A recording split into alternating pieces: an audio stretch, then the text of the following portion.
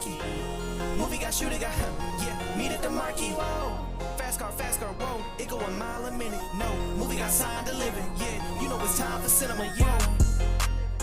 Bitch, what's a cinnamon? Tell your partner cinnamon. Bitch, what's a movie man? MP40 doing man. Tell him keep it cinema. Tell him keep it cinema. Movie guys on deck, movie guys on set. Boy, we can set the stage and shoot it out for real, but I ain't seen an IP yet. Wait, box with us and be a last fight. Going Jim Carrey with the mask like. I've been making movies since a past life. Everybody asking what is that like. Last critic in the fast clinic. Bag on me, but it stacks in it. Me and Quad going cinema from the intro until the last minute. Super Saiyan, I don't have limits. Run the game like the Flash with it. Get fly, get the money, then run it back. That's the last tenant. Movie guys on your screen, make the fans all scream. Your girl came through, said she wanna join the scene. X-rated Maxine, pitch black, got the vision still. Making moves, have to sit them still. Beef with us, you better be for real. Either cut the check or I'ma touch it still.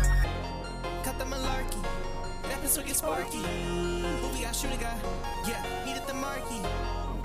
Fast car, it go a mile a minute. Movie got signed to living. You know it's time for cinema. Whoa.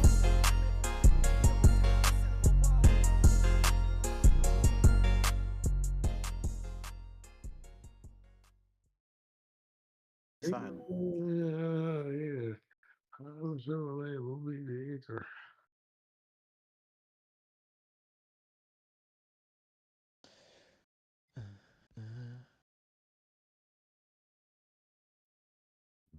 Tell them keep it cinema. Tell them keep it cinema. Cut It's them about to get malarkey. real cinema. Saying, look in the movie guys channel. I tagged you in the image. Oh yes, sir. Got it. All right, let me see. Are we live? Let me see. I think we live, brothers. Shout out to everybody, man, in the chat. Shout out to everybody tuning in. Let me just say this right quick. It's been a couple weeks since the last show. You can blame these Negroes. That's all I'm gonna say. You go blame these Negroes. People don't want to show up. They showing up 2 hours late. They going out of town. They doing everything but what they supposed to be doing, which is watching movies and reviewing them. So blame these Negroes. Now I'm gonna say this: me and Mafia, we always on time. We never late. Me and Mafia, we always ready for y'all. But everybody else, you still asleep, nigga. you know, you got dudes that's they working. Like you picking your job over the podcast. You picking your job over the podcast. Nah, this nigga wants to You picking your job over the podcast. I would never. That's all I'm gonna say. That's all I'm gonna say. I would never. That's all I'm gonna say. You just took a nap. Anyway, we back. Episode 49. You know what's funny, y'all? This episode 49, our end of the year show is going to be episode 50. So, episode 50, we might got to do something crazy. I don't know. Maybe we all come on camera. Maybe we dress up. I don't know. But we're going to figure it out. Let's invite Bless Red. Absolutely not. And he don't watch movies. No. He don't watch movies. Yeah, man. So we back. Alex is not here today. I'm assuming maybe he's at the bars. You know, he's taking photos. You know, he's doing biracial shit. Shout out to Alex. But everybody else is here, man. We got a guest coming through. Hopefully, shout out to Rystar. Some of y'all know Rystar. He's been on before, I believe. We're gonna try to get him on here for Sonic 3. But this is the plan, y'all. We're going to do a couple topics, not too many. I got a couple topics. But we got a lot of reviews for y'all since we haven't been doing a show in the past couple weeks. So we got a lot of reviews. Before we get to anything, let's go ahead and jump into the intros. Let's start with Tyrek. Tyrek, how you doing, brother? Doing all right. Hasn't been a lot of movies that interested me the last few weeks. So I only got one review for y'all today. And y'all kind of know what it is already. So. Okay. Red Pig, how do you follow that up, brother? How are you, brother? I'm doing pretty good, man. Doing excellent. Okay. Happy. You feel good? Seen some pretty good movies, man. And I got something to talk to you about, Red Pig, because you was kind of hating on Sonic a little bit. You gave it a good score, but you was also kind of hating. So we gonna talk. We gonna talk. Oh, brother. Yeah, we on your ass today, man. Okay. Mafia, how you doing, brother? Doing pretty good. What's up, everybody? We're back at it again. So let's get cinema. Yes, sir. And last but not least, we got my bro, Delay Saint. Saint, how you doing, brother? Doing good, man. Just back to review one movie. I'm slacking. It's been a dry month for me. Nah, But we yeah, back you at be it. watching movies. Ain't frauding. Oh, I am. Man, there wasn't a lot of shit to watch. It was actually a lot of movies No, out. This month was crazy. a lot of bullshit. Yeah. I seen like 4 movies. I seen like 4 movies this month, y'all. Come on. A lot of bullshit. Me, Mafia, one time be watching movies. Again. Real quick before Got it. we get started, everybody do a quick mic test. Let me know how do we sound? How does our mic sound? How does everybody else mic sound? Mic check, You're- mic check. They're gonna tell you you're low, and then you're not Part ready. one. Right Star needs a roll said real I'm low? quick. All right, Yeah, movie guys. All right, I'm out. gotcha. Hold on, you said my mic's low? No, you No. sound good to me. Kiso was saying we got to give Rystar I a got a roll. right star roll. Oh shit, for sure. Okay, they saying we sound good. We sound good. All right, bet.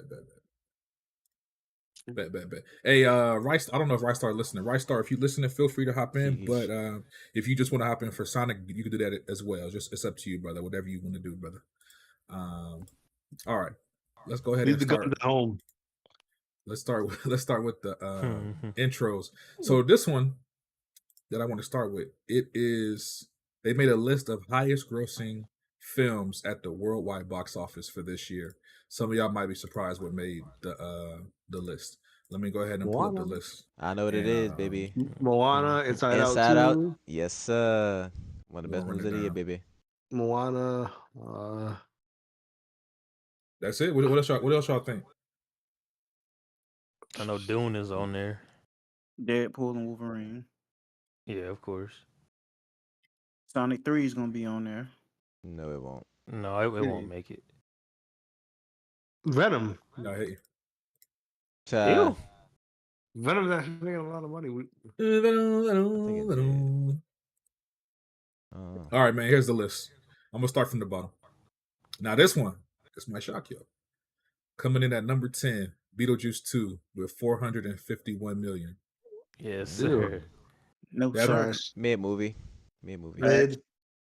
Fast. That movie was almost a streaming movie. I'm glad they did what they did. Put it on the in the theaters. Decent movie, man. This one kind of low, but granted, the movie ain't been out that long, so it might go. It should go higher. Number 9 is Wicked.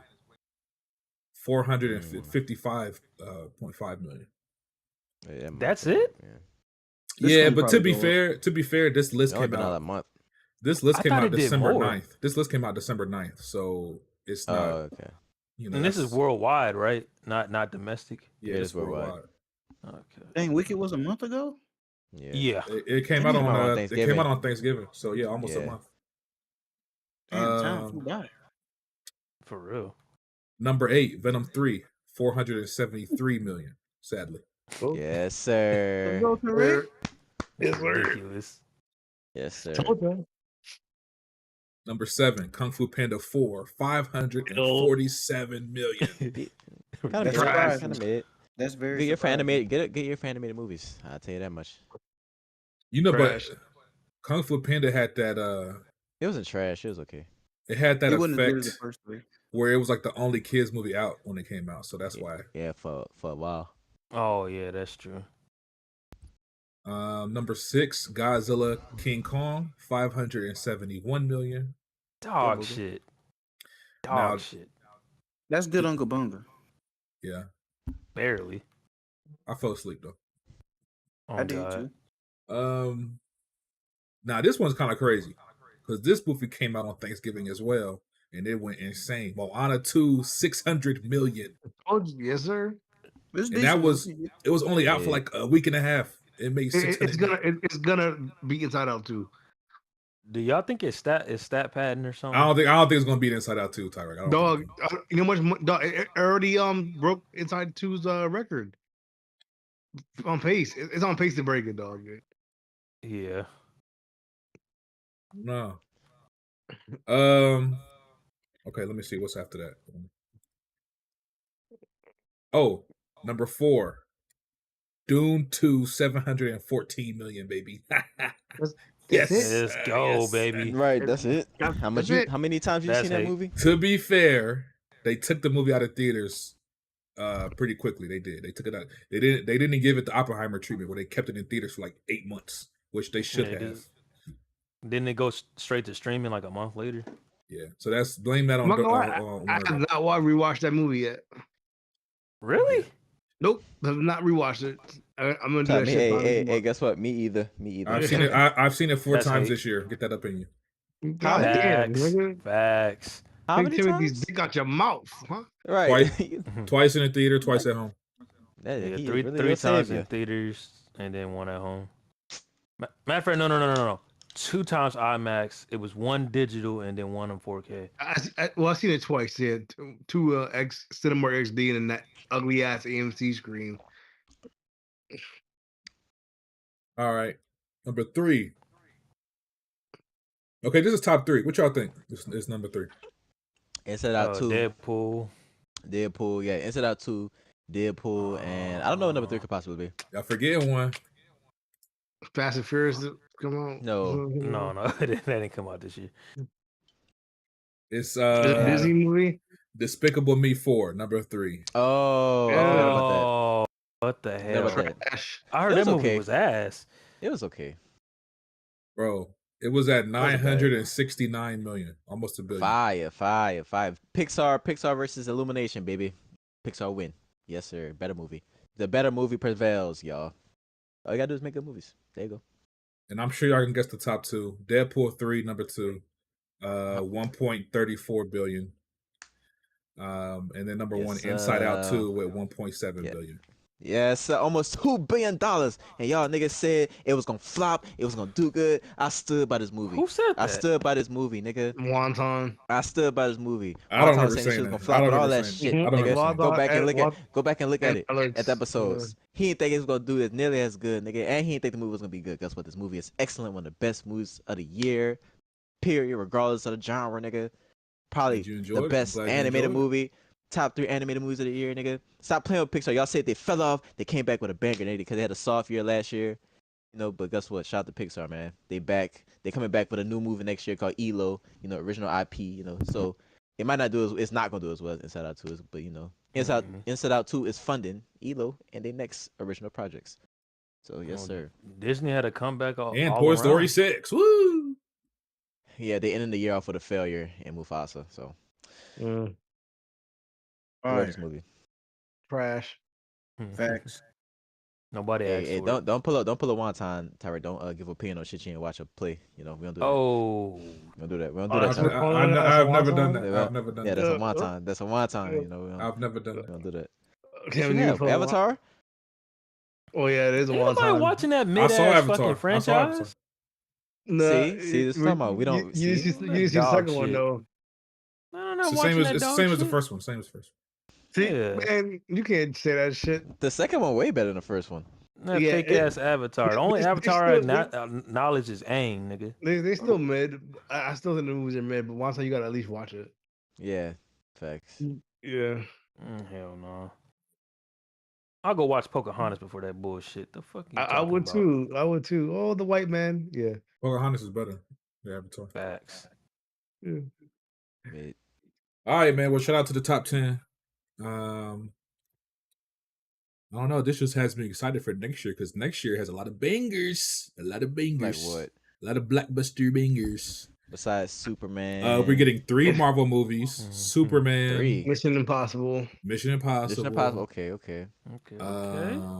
I'm forgetting something big. Another Fast and Furious. Jurassic World, Red Pit, or Jurassic Park, whatever they call it. Damn, how long it been since the last one? 4 years. 4 years, right? No, 2 years. Yeah, It's been 2 years. Yeah, so it's some review. Yeah, there's some blockbusters coming out next year. That's that was ass. Oh my god, this was trash. Was the last Jurassic Park? The last that Jurassic was World Dominion shit. That wasn't. Nah, it was. That shit was fucking. It was okay. It was better than the second one, but it was still one, mid. yeah. It was still kind of. Second one was fucking super duper ass. Yeah, it was. All right. We can get to the next topic, man. So let's speak about this. The last couple weeks, it was reported that Sony's Spider-Man villain universe, Madam Web, Kraven, Venom, it was reported that it was dead, like they weren't going to do it anymore, but that turns out to not be true. What they have said is it's on ice. So they're pausing development of any future movies for right now. There's no word on how long they're going to be pausing, but Kraven is going to be the last Sony villain movie for the foreseeable future. And it's kind of not surprising when you look at how they have performed. Venom has been the only successful franchise out of those movies that they've put out. They claim Morbius made them a profit. Nobody can verify that. But all the other ones have been flops, including Kraven. Kraven is flopping very hard. I just read earlier today they said it probably won't even make $100 million. They're on ice. Now there's been some talks about what they can do to make it better, what they can do. Me personally, I'm gonna just say this. I think what they can do is give Marvel and Disney the rights to all of that shit and get the fuck out the way. Give them the rights and get the fuck out the way. It's not gonna happen. You can take a portion of the box office, whatever deal y'all want to make. But when it comes to they already do that though. Well, I'm just saying, when it comes to actually producing the movies, finding the writers, the directors, all that, leave that to the people that have had success. Been doing that good either. I don't know why you want to shove it into their hands either. Yeah, have you seen what they've been writing lately? I get it, but what I'm saying is, they have never had a flop on the levels of a fucking Madam Web or a Kraven. They have. First of all, number one, the Marvel's movie is definitely one of the biggest flops they've had. But it made more money than fucking the Sony. That shit didn't make fucking none. No, at least Venom is more successful than the Marvel's property, and it's more. That's Venom. That's Venom. We're talking about the flop versus flop. But even then, there's been some Marvel flops. Ant-Man flopped pretty bad for his budget. It still made way more money than Madam Web and but the budget was also higher too. Madam Web. This is all I'm saying. I think it's two things they can do. Either A, give the rights back to Marvel and Disney, which we know they probably won't.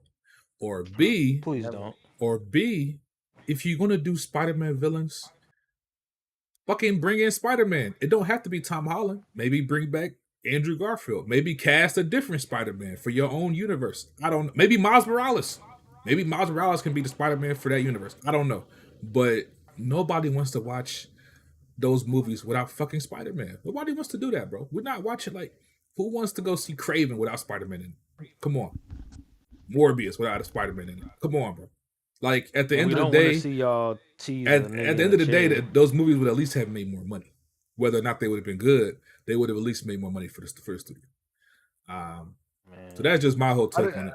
But what y'all think? I just feel like those villains are not good standalone villain movies, except for Venom, because obviously more than you ask me, the Venom standalone movies are fucking mid too. Well, not, but they make money. People enjoy them. They're mid. Goofy ass fucking Tom mid. You know it. They're enjoyable. We're not talking about whether it's a mid fucking franchise. No, it's not a mid franchise. All three of those movies are mid. No, they're not. It's not a mid franchise. It makes a lot of money. It quite literally is an unga bunga movie. It's a BG movie. Yes, sir. Sometimes we need some of them BG movies. So you never. Oh my god. All I'm saying is, I've watched every Venom movie and walked out with a big ass smile on my face because that shit was fire. I don't know about y'all, but I watched the theater. You a sick man.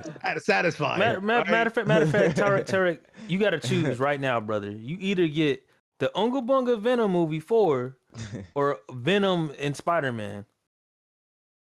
What? Why can't I have both? No, you got to choose one, nigga. Nigga, this ain't Who Wants to Be a Millionaire. Choose one right now. Oh, here we go. This nigga. I'm just saying, it has its place. It did its good job. It could have been better. Of course, it could have been better. But then again, most people don't know about like how Venom developed in the comics. So I like how they kind of did the classic Venom, the jokester and shit like that. I thought that shit was pretty cool. It's not gonna win any Academy Awards. It's not gonna like redefine comic books, and nor should it have. I think it was just a good, solid movie to have to release like every couple of years. I know COVID pushed this movie back a few years too, so I thought it was a decent series. The rest of them shits, I don't know what the fuck they were doing. They should probably existed like that, but Venom was good. I felt like if they did more movies in like the vein of Venom, then they probably did a lot better. So they probably should have picked other villains. The thing is, those villains just don't work without Peter or Miles or whatever, whoever the fuck the Spider-Man is at the time, except for like Venom, and that's why I think Venom did a better job than the rest. So I'm glad they put on ice, and with the Null coming up soon, they can focus on that. Maybe Null's going to be MCU. We don't know. Maybe it's on ice because they're going to do some type of collaboration with MCU, and that's what they really mean by putting it on ice. So we don't know, but if I do want more Venom movies, maybe when Eddie Brock as Venom, somebody else like do Agent Venom or something like that. I think that'll be pretty cool. Well, and this is none of this is confirmed, but obviously Venom 3 did pretty well. So I've been seeing reports that Venom is not going anywhere. It sounds like Tom Hardy might be done, but we gotta wait and see. I don't know. Maybe, like you said, maybe they do a different style of Venom. Maybe they bring in Tom Hardy and he fights fucking, Tom Holland. I don't know, but Venom is not going nowhere from what they said. But as far as these other motherfuckers, yeah, man, it's looking quiet. Yeah. Let them take it to the back of the barn and take them out. Yeah, they're good. But I think we kind of expected those movies to be ass, like the Madam Web movie and Morbius and Kraven. That was like everyone knew that shit was gonna be ass. So it was like people had these high expectations anyway. But the Venom movies were a pleasant surprise. I don't give a fuck what anyone said. People thought that shit was gonna flop, and that was pretty successful. So there you go.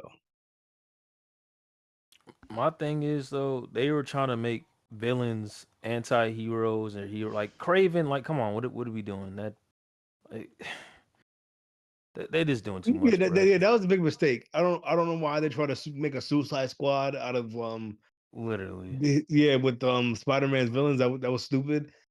They should have always did a Sinister Six movie with actual Peter Parker, whether it was Garfield or Tom Holland, or maybe you just get another Spider-Man. Like, fuck it, like do something with Spider-Man. Yeah, and I know me and Wonton was arguing about this, but that whole article that went out about Sony not wanting to do the crossover, and they never were holding like a exclusive on Tom Holland Spider-Man. Or where the fuck the article was? You know we were talking about Wonton that came out like what 2 weeks ago. Oh yeah, they basically said that it was Sony's choice to not use Spider-Man in those spin-off movies. Yeah, because we were all under the impression that it just was taboo and they just wasn't gonna do it like at all. But it was Sony bullshitting this entire time because they made it seem like Feige was like, "Nah, I don't want that dog shit." Granted, he probably didn't want that, but at the same time, I don't know because it's weird. You had what's it called? What was it Venom 2 where they teased the whole crossover? And I mean, that's still active because that technically that symbiote wasn't the one that got picked up because in the leagues people thought they were retconning it, but the scenes still exist. So that was a different piece of the symbiote. So that's symbiote still there. I feel like they're not gonna go back to that though. Like I feel like it's never gonna get addressed. Well, Marvel has to go back to it. That's how Venom's gonna get in the Secret Wars. Cause they kind of already confirmed. You think Tom Holland's gonna be in Tom Hardy? No, I don't think he's gonna be in Secret. Well, he still might, cause he from what I've heard, he didn't mind playing a character going forward. Like he didn't like care. So and it's a good check, and he looks like he was into doing it. Like I don't think he would have done 3 fucking movies. I know they paid him a lot of money to do it, so that's a big like impetus for him to do it. But from what I've heard, he actually enjoyed doing the Venom movies. But I think he might make an appearance in the MCU, like he should. Especially if that's the same Venom symbiote they picked up, and Peter gets a black suit, so it makes sense that he makes some type of cameo appearance. I get the black suit. I just don't think he's coming. Like, I don't think he's Yeah. coming back, and that's ever gonna. I mean, if they need to bring that universe back, the best way to do it is, let him appear in an MCU movie. Yeah, I don't know. I mean, I get it if he wants to take the Ryan Reynolds approach and have like the Deadpool kind of side character now, but at the same time, it just doesn't make sense. This can it completely. Nobody is asking for this shit, and the movies failed. Venom was a success, and like you said, they kind of did stay true to the core of the character, and like they didn't pull no bullshit, with musicals and whatnot. So I don't know. They just need to can it and just start from scratch. Yep. I agree. I'm gonna be real. I don't want to see no Spider-Man villains without Spider-Man. I don't want to see it. I don't want to see it at all. But yeah, man. One more topic, and then we get to the reviews. This one we just gonna discuss the new trailer for Superman. They finally put out the trailer for Superman. We got an idea of what the movie's gonna look like. Comes out next July. I think July 11th. I'm assuming we'll get another trailer for the Super Bowl in February, but for now we got this teaser trailer. Just from what I've been seeing on the internet, the reception seems to be mixed. A lot of people are fucking with it. A lot of people like what they see. There are some people who are still not fully convinced that this new Superman is going to be good. And then obviously you have your Zack Snyder fanboys that are just completely hating him. The dick suckers. Me personally, I thought it looked cool. Never been a big Superman fan, but this movie, it looks interesting. Like, we're gonna see it regardless because we know movie guys, but it does look interesting. I like James Gunn's movies, of course, so I think it's gonna be good. We just gotta see. We gotta wait and see more. I really, yeah, it's really hard to say. I mean, just visually, I guess. It looked good to me. Some people didn't like the visuals. I thought it looked good. But yeah, I'm just looking forward to seeing the movie at this point. I just want to see it at this point. But what y'all think? Go ahead. What y'all think? I'm hyped for it. I want to see what James Gunn can do with his new universe. I'm still kind of standoffish, and it's still, with Superman films, you got to kind of watch out for, because we've only had I don't go for the old Christopher Reeve movies weren't that great. I think they were just like the first. They weren't that great, though. They're really cheesy and whatnot. I know I'm talking. That's like what it was at the time, though. I know, but they weren't, like, to me, they still weren't good movies when I was younger. I was like, whatever. I didn't care for them. We really only got one good Superman movie, and it's really Man of Steel. And even that movie's like, just okay or kind of good to me. I don't think we ever truly have had a great, like, Dark Knight level of Superman movie. That has not ever happened. Not even a Batman Begins level of Superman movie. We still haven't had. Maybe Man of Steel kind of touches that. Yeah, it does. I'll say it does. But like, he hasn't had a consistent run of that too. That's another thing too. They just can't get a fucking trilogy together at all. So I'm hoping. At first I didn't like the suit. When they first revealed the suit, I was like, that shit look fucking tacky as fuck. That shit don't look good at all. It does look a lot better. I think they touched it up a bit. I think in motion it looks a lot better too. I'm interested in, because there's a lot of characters in this movie, dog. There's Mr. Terrific, Guy Gardner's in the movie, Hot Girl. I'm like, that's a lot of fucking characters. Some of them, they're not obscure. Like, Mr. Terrific's probably obscure. He was in the Justice League show. He didn't really do much. So I'm not sure. And Guy Gardner is like probably the least known out of the 2 or 3 Green Lanterns, because Hal Jordan is definitely more popular. John Stewart's more popular.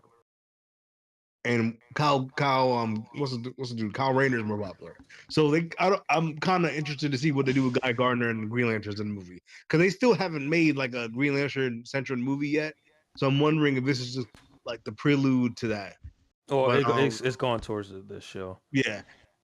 So it's interesting that Guy Gardner's in movies, not Hal Jordan. So I want to see how it goes. Lex looks good. The actor, he was an X-Men, right? I forgot his name. Yeah, Nicholas. Yeah, he played Beast. Yeah. Beast. Yeah, he looks pretty good. He was crying in one of the still shots. That's kind of crazy. You hate that dude so much that you're crying. But yeah, that looks pretty good. But I also feel like Superman runs into this issue with the villains where they have to keep using Lex as like the overarching villain, and we really can't do Superman's other rogue gallery because it's just gonna end up being like two B heads fighting each other. So I don't know. I'm kind of tired of the Lex Luthor angle. It's like the same thing with like Joker, but I think every iteration of Joker is a little bit different, so you can appreciate it. And I feel with Lex Luthor, they're always aiming for like the same archetype, and it kind of gets repetitive. But it looks like this Luthor is like a tech bro, so I'm kind of interested to see how they take this futuristic take or present day take on Luthor in this movie. But looking forward to it. Yeah, man. I was already excited when I seen the photos and James Gunn. I trust this man, bro.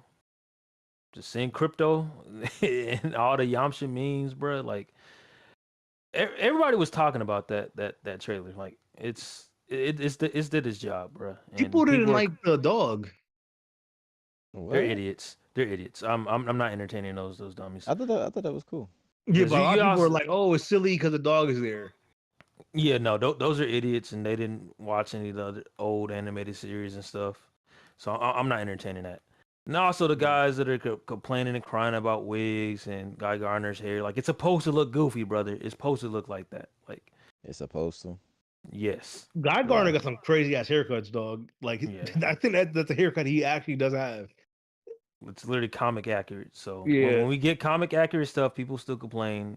I'm not entertaining that bullshit. I enjoyed this trailer, and I'm just looking for more footage, bro. Just ready. Day one. Now, Red Peg, you had some thoughts on how that movie looked. I mean, what you thought about the trailer? It looked like a CW show to me. It looked cheap. Please stop. It looked cheap. I will say, Red Pig is not the only person I've seen say that. He's not the only one. It's like a fucking TV show. But before you even say that, did you watch the Arrowverse? Did you watch any of it? Yeah, like a CW show. No, did you watch it? I can get where Red Pig's coming from. I'm gonna say why. Because the Zack Snyder movie, For Your Jump movie, looked a lot more visually impressive. And like, especially Man of Steel is still visually impressive. Even the shitty Batman versus Superman movie is still a visually impressive movie. Even Justice League to a point, even the remake. So even Flash. I don't know about that, but yeah, no. But those movies have some type of flair to it, and it has Zack Snyder like the 300. Up for Christmas. I don't know how to describe it, but that aesthetic. And maybe that's why people feel like it looks a little off. And I'm just like, no, you're just comparing it to those Zack Snyder movies, and that's why it looks. But it's a guy that and the color grading too, because we don't get a lot of movies, especially comic movies, with the actual colors popping like that. So it's a bright movie. Yeah, it's a real bright, vibrant movie, which is probably the motif of what they're going for, which makes sense.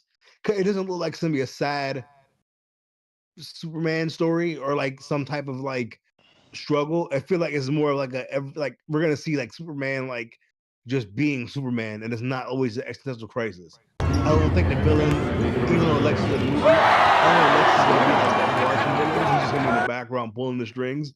But I don't think we're gonna get like a serious, like dark side on the way. Other than Drew Becker's Watkins, the block. I'll just say it's a trailer, so the visuals for the actual movie might be better.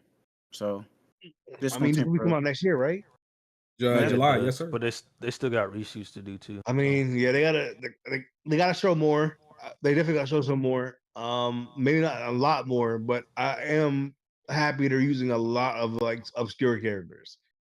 Because a lot of people are not going to know who some of the people are. So I am like kind of looking forward to that. And that's one that James Gunn does pretty well.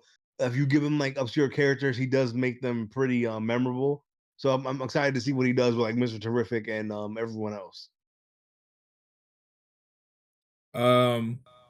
This actually wasn't a topic, but I'm gonna throw it in since it kind of goes hand in hand. I saw a report that, and granted, this is a rumor, but apparently the word is James Gunn actually wanted Robert Pattinson's Batman to be in the DCU, meaning he wanted him to be in the same universe as his Superman movie. But they said Matt Reeves, the director of Batman, is against the idea. He wants to keep it separate. Yeah.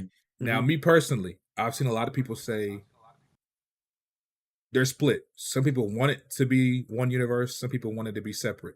Me personally, I would like it to be separate, only because I feel like Robert Pattinson's Batman and that whole vibe they're going for, It's more grounded. Yeah, to me, it doesn't really fit well with what James Gunn is planning. I would much rather want to see in James Gunn universe him go for like an older Batman, somebody who's like in his 40s. He's a little bit seasoned because you got a young Superman. I think that would pair well with a little bit of like an older Batman, not too much older, not like Dark Knight Returns older, but just someone a little bit older that has a little bit more experience. And I think they would play off well. I would like to see something like that, and then that also kind of lets you kind of, because if we think about it, when it comes to Batman, we've been grounded for so long, right? The last time we had a Batman that was kind of that had like, not goofy's not the word, but like, I guess more like comic book style shit was Batman and Robin, which most people say that movie is shitty, but it had fucking Mr. Freeze, the nigga was painted blue. Like, I think when you do it with the James Gunn universe, you can kind of bring in some of that more stylized comic book style shit, and it doesn't have to be so grounded and realistic like all the Batman movies we've been getting.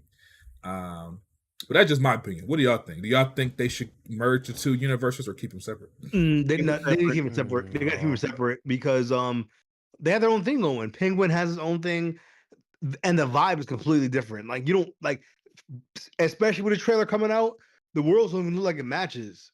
Like, it doesn't look like that Gotham could exist in that world that Metropolis exists in at all.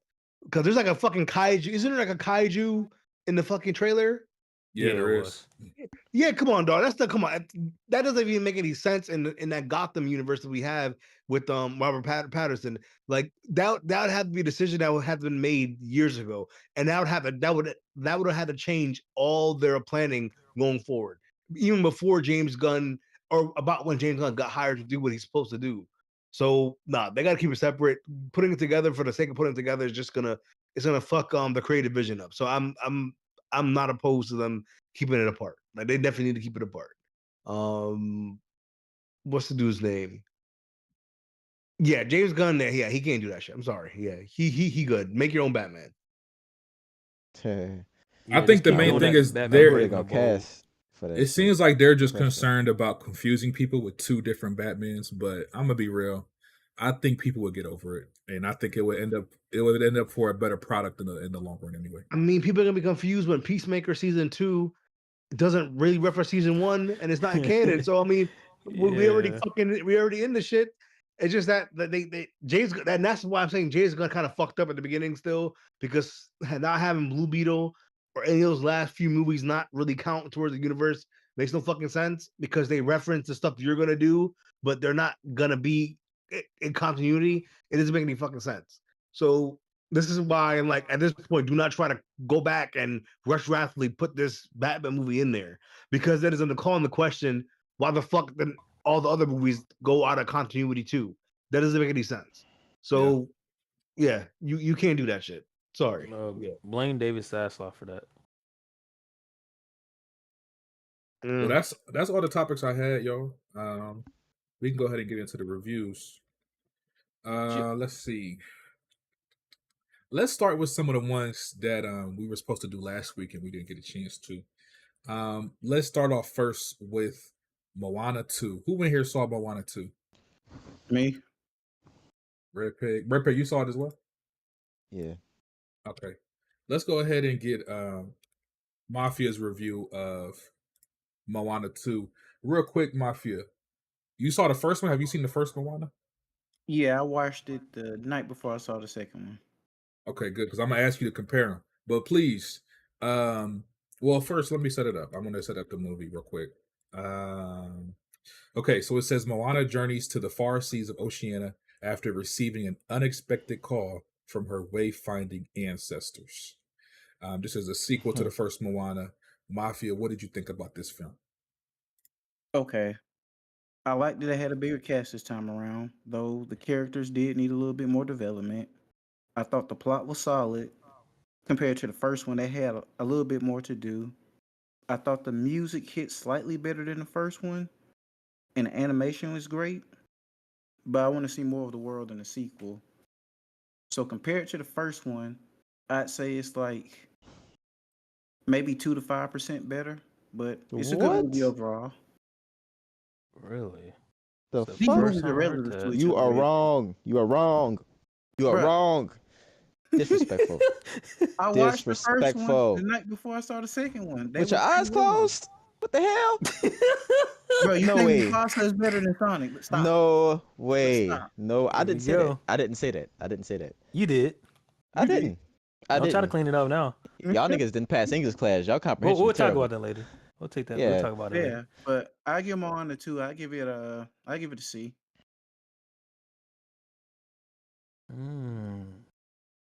Now you saying this is crazy. You saying you think the music is better in the second one?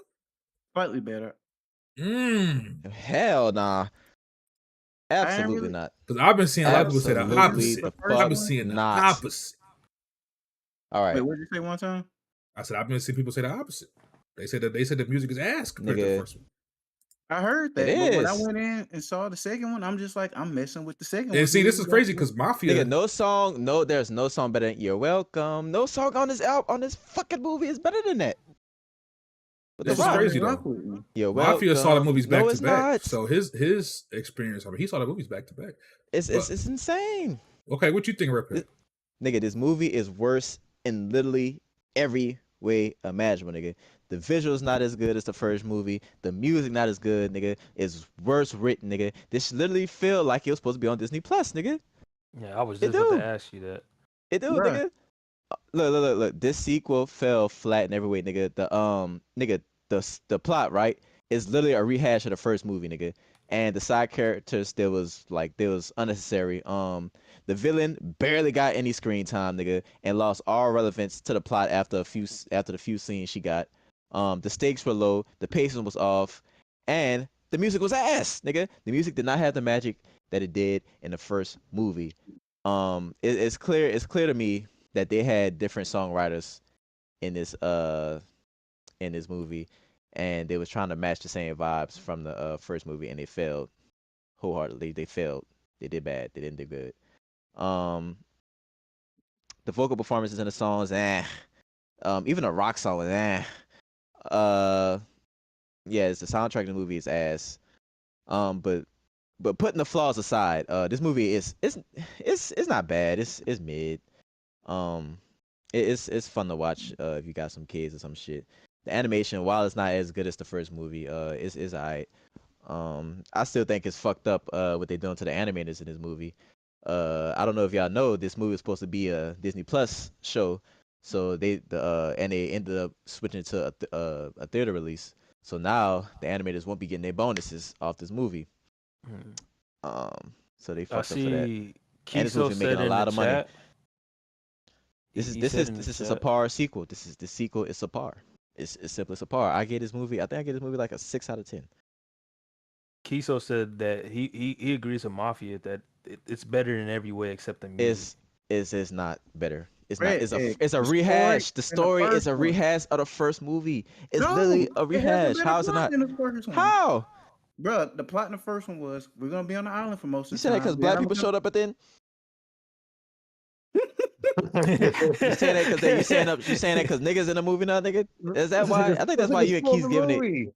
I think that's why you and Keith's giving it a what you call it. Okay, let's go through it real quick. The first movie, they're on the island.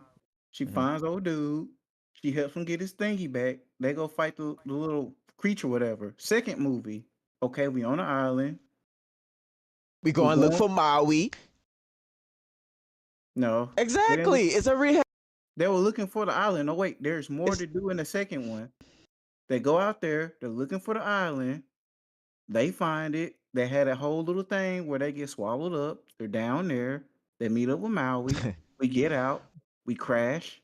Do you not do you hear yourself? It's literally a rehash. You remixing the first they movie. had more to do in the second movie than they had to do in the first movie. We talking about? Come on. Okay, going back to the first one. Mhm. Once you hook up with Maui, it's just like, okay, we get your stick thingy back, and then we're at the end. It was quick. It was done. Once they left the island, the movie was just over with. Meet Maui, get the thing done. Second movie, no. We on the island. We leave the island. We get ate up. We get out. We crash our boat. Get back together.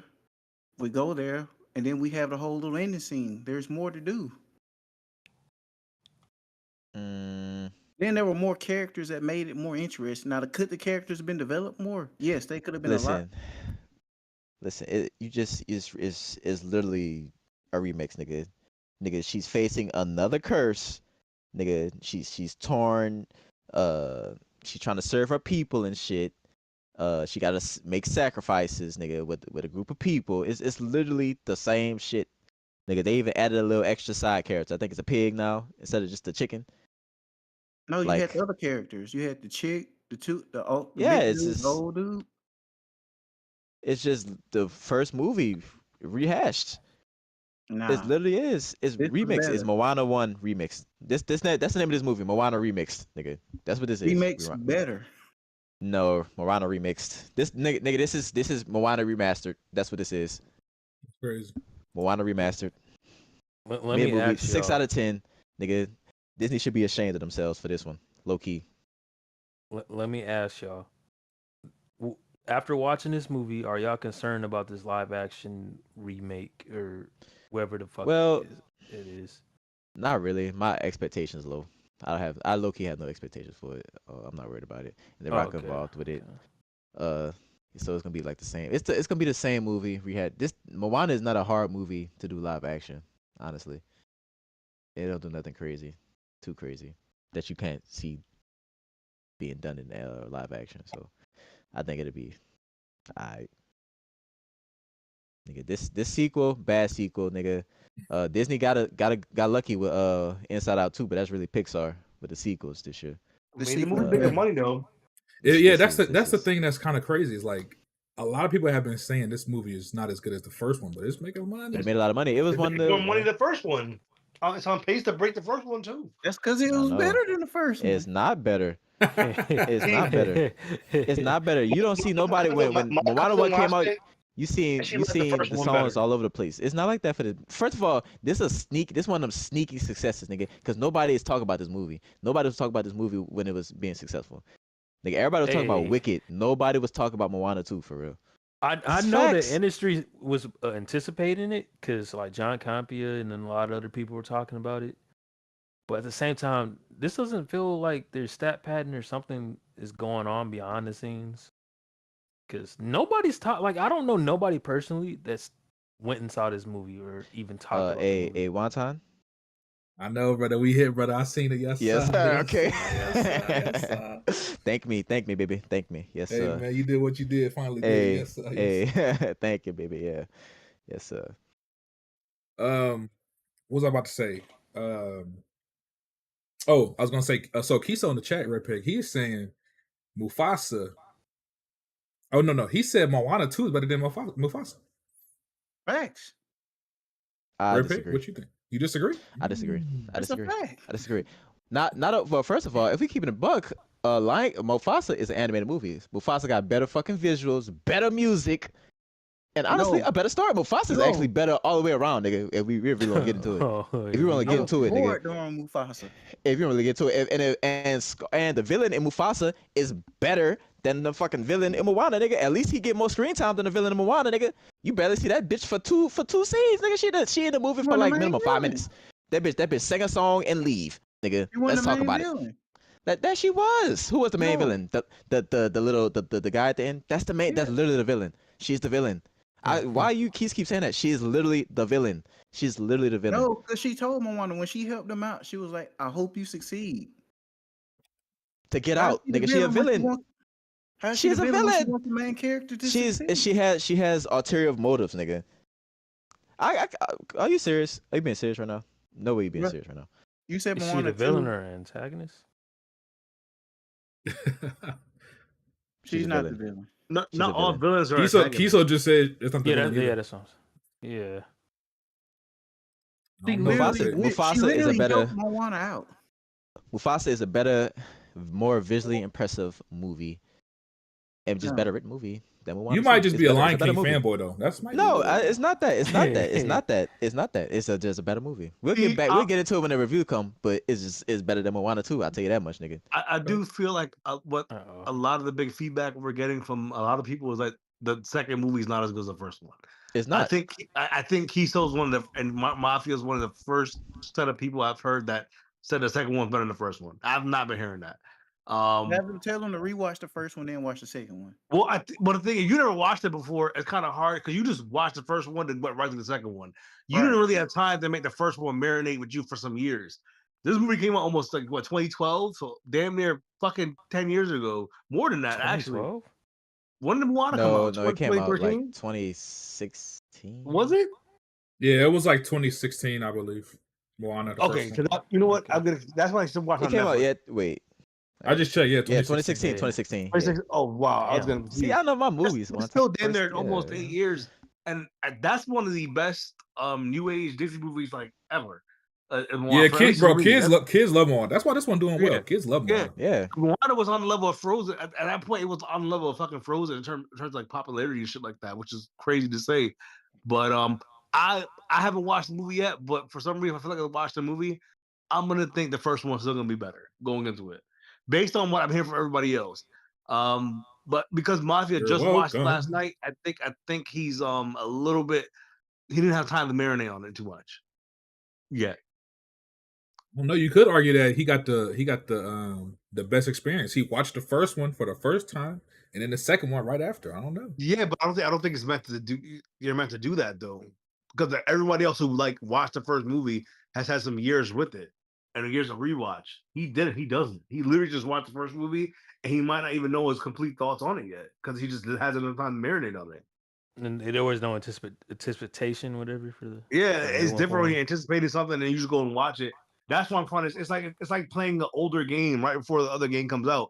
You might like, damn, nigga, this game ain't that great, and you play the new game, and that game is good. Well, nigga, you played the new game. That's why you feel like this shit is better. Well, yeah. Appreciate y'all review for Moana 2. The movie's doing extremely well. I don't know. Kiso and Mafia seem to like it. And like I said, the movie's doing well. So shout out to Moana. They got the live action coming up next, and then we're pretty much the way this movie's making money. We definitely getting. The third one's definitely spinoffs. Yeah. So, let's go ahead and jump into our review for Lord of the Rings. What is it, Tyrek? Lord of the Rings, War of how do you pronounce that? Rohirrim. Okay. Rohirrim. Okay. Tyrek, set us up. What's this movie about? It's a prequel, right? What's it about? So this happens around 200 years before the Fellowship of the Ring. So this is pretty much, if you watch the second movie, The Two Towers, when Rohan got invaded by like the orcs and the forgot the name of the men they called, but the wild men. They go to Helm's Deep. It wasn't called Helm's Deep the whole time. It used to be called. It was another name for the keep. And then this movie kind of explains why they changed the name to Helm's Deep. So this occurs in a kingdom of Rohan. It's not the big kingdom Gondor that Aragorn's from. It's the people with the horses. So if you remember, like Theoden King, the guy who made the speech before they like charged at the orcs in Gondor, that's them 200 years earlier. So this is kind of like a prequel to why Rohan had so much issues with the wild men. And why, like, it kind of explains the war between them has been going on for quite a while. So it is a prequel. It really has nothing to do with the overarching plot of the three movies that came out. It's more of a side story. Tolkien basically made this appendix. There's not really a full chapter in the book about it. So he made appendices at the end of the books, like references stuff like this, which occurs in the Third Age. So a lot of the stuff they made up in this movie, it's not anything that Tolkien wrote. It's more that they kind of expanded upon it and added their own little touches to it, which I'll kind of touch on in my review. Okay. And I know you saw it. Who else saw this movie? Mafia, you saw it as well? Yeah. Yes, sir. Okay. Did anybody else see Lord of the Rings, brother? Nah, I should have seen it. Okay. Yeah, Rip, it's animated joint, man. It's like animated art style, anime art style. Tyree made me not want to see it. He was like, I don't like it. So I was like, oh, fuck. I didn't say that. He didn't like the animation for real. I like the animation. Well, Tyree, go ahead, jump into your review, brother. Okay. So the first thing I'm gonna go into is the animation. They rushed this movie something crazy. The animation itself, the still image, looks amazing, but the animations in motion, like the actual like animation itself, is like kind of piss poor, and not throughout the whole movie. It's really really inconsistent. But the first half of that movie, the facial like the speech does not match like the facial animations with their mouths. Um, some of the walking stiff, and you can tell when someone's talking off screen. A lot of the dialogue happens when the character's not talking off like on screen. So the king will be talking, and then it's panned to someone else. I think that was used to kind of cut corners, so they didn't have to animate like the facial features of talking. So they definitely cut some corners there. The color and everything is really, really nice in the movie. I wish they had more time to kind of just improve upon that. That's probably the weakest part of the movie is the inconsistent animation. The highs are really, really good, but the lows are really, really bad. So I wish they had some more time. In terms of the story, so this book, that's the book. The movie kind of adapts it pretty well. It definitely condenses things to where the timeline is kind of shortened. Some characters do die in a different way than they die in the book, which is still fine. Because they kind of still end up at their natural endpoint within canon, so that's cool. The only thing is the girl in the movie is unnamed, and Tolkien never gave her a name, so they kind of made her the main character of the movie in a way. And I feel like the movie would have been better off if they made Helm Hammerhand the actual fucking main character of the movie. They named the keep after him. His sons are actually named in the canon. The daughter isn't. And I know we are in a society, like in this point in society, where every time like we see like a new like female character, everyone's saying to shoehorn her in or she doesn't deserve to be there. It's not like she doesn't deserve to be here in the movie or be a character. I just felt like the movie would have been better served having someone else like Helm Hammerhand as a center of the movie versus the unnamed daughter. Because while she played a big role towards the end of the movie, it doesn't really feel like it's her movie. She's just in the background most of the time. And then when she basically, I don't want to spoil it, but towards the end of the movie, she does a thing and that's it. But the lead up to that is very, very, very slow. Like I watch all the Lord of the Rings movies, they're 3-4 hour movies, and for me, I've never felt like, damn, this is long as fuck. This movie was 2 hours and 15 minutes, and it was long as shit. Like it took forever to get to the point. I feel like they cut 30 minutes off of this movie and gave her more percentage of the screen time. It would have justified her role in the movie. Her role in the movie is not justified at all based on the current like cut. She's not the main character in the movie. Like based on the marketing and stuff like that, they were pushing her crazy, and she barely does anything, in my opinion. She's very much a side character until like the very very end, and then her story just fucking ends after. Like there's no mention of her in like the later Lord of the Rings canon. But in terms of the characterizations, I feel like they got them right. Like with Helm Hammerhand and like the Wild Men, and then you see a couple more canon appearances. I'm not gonna spoil who's in the movie, but you'll see like when you see the movie, oh yeah, I know who that is. So they did a pretty good job. If I had to give it a rating, I'd probably give it an 8 out of 10. If the animation was better, I'd probably give it a 9. If they made Helm Hammerhand the actual main character, I'd probably give it an even higher score. But it definitely was a rush job. They could have done a lot better. Still a good start. I still wish to see more animated Lord of the Rings films going forward. But this is a good start. But they definitely need to take their time, and they need to hire people from other animation studios to get this right. But yeah, good movie. I hope it doesn't flop. I haven't seen how much it's making. But I think people should go watch it, especially if you watched the Lord of the Rings trilogy in the past or The Hobbit. It's probably a good watch. But you should definitely watch those movies first to kind of get that context to why the main character, who I think the main character is why he's so important. Is this movie better than the Rings of Power show? Oh, I absolutely. It's not even fucking close. Like the Rings of Power show is it's dog. I don't even want to say. I can't even. I'm gonna get kicked off the air. Fuck that show. Yeah, I ain't gonna lie. I tried to watch that shit. Boring. That's the thing too. You know what? If it was like still ass because they were disrespecting the canon, but it was like entertaining, I'd give it that. The Ring of Power is boring and it's disrespectful as fuck. Like, come on, though. You have to pick one. You can't be both. That shit was ass. But yeah, this is a way better. They had the orcs. They treating the orcs like black people. Well, no, that's not a bad thing. But them making them framing the whole story about that shit. Come on, dog. We don't give a fuck about them niggas like that. Like, fuck them. Like, they're orcs. Like, who gives a shit? Mafia, what you thought about Lord of the Rings, War of the Rohirrim? I can't say it either, but I actually liked it. It was pretty good. This I have not seen Lord of the Rings prior to this. This was my first introduction into the Lord of the Rings universe. I thought the animation in this movie was good. Now, Tarek pointed out some stuff that I did not notice, which was pretty good on him, but I did like the animation in the world.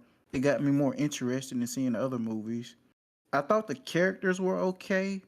I really wish we spent more time with the antagonist because it seemed like after his dad got killed, there could have been a better story with him. But still, for the most part, the character's okay. Overall, I thought the story was good.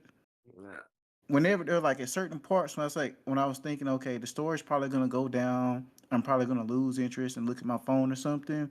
The story comes up with something else to pull me back to keep me interested in it. You will never lose interest with the movie.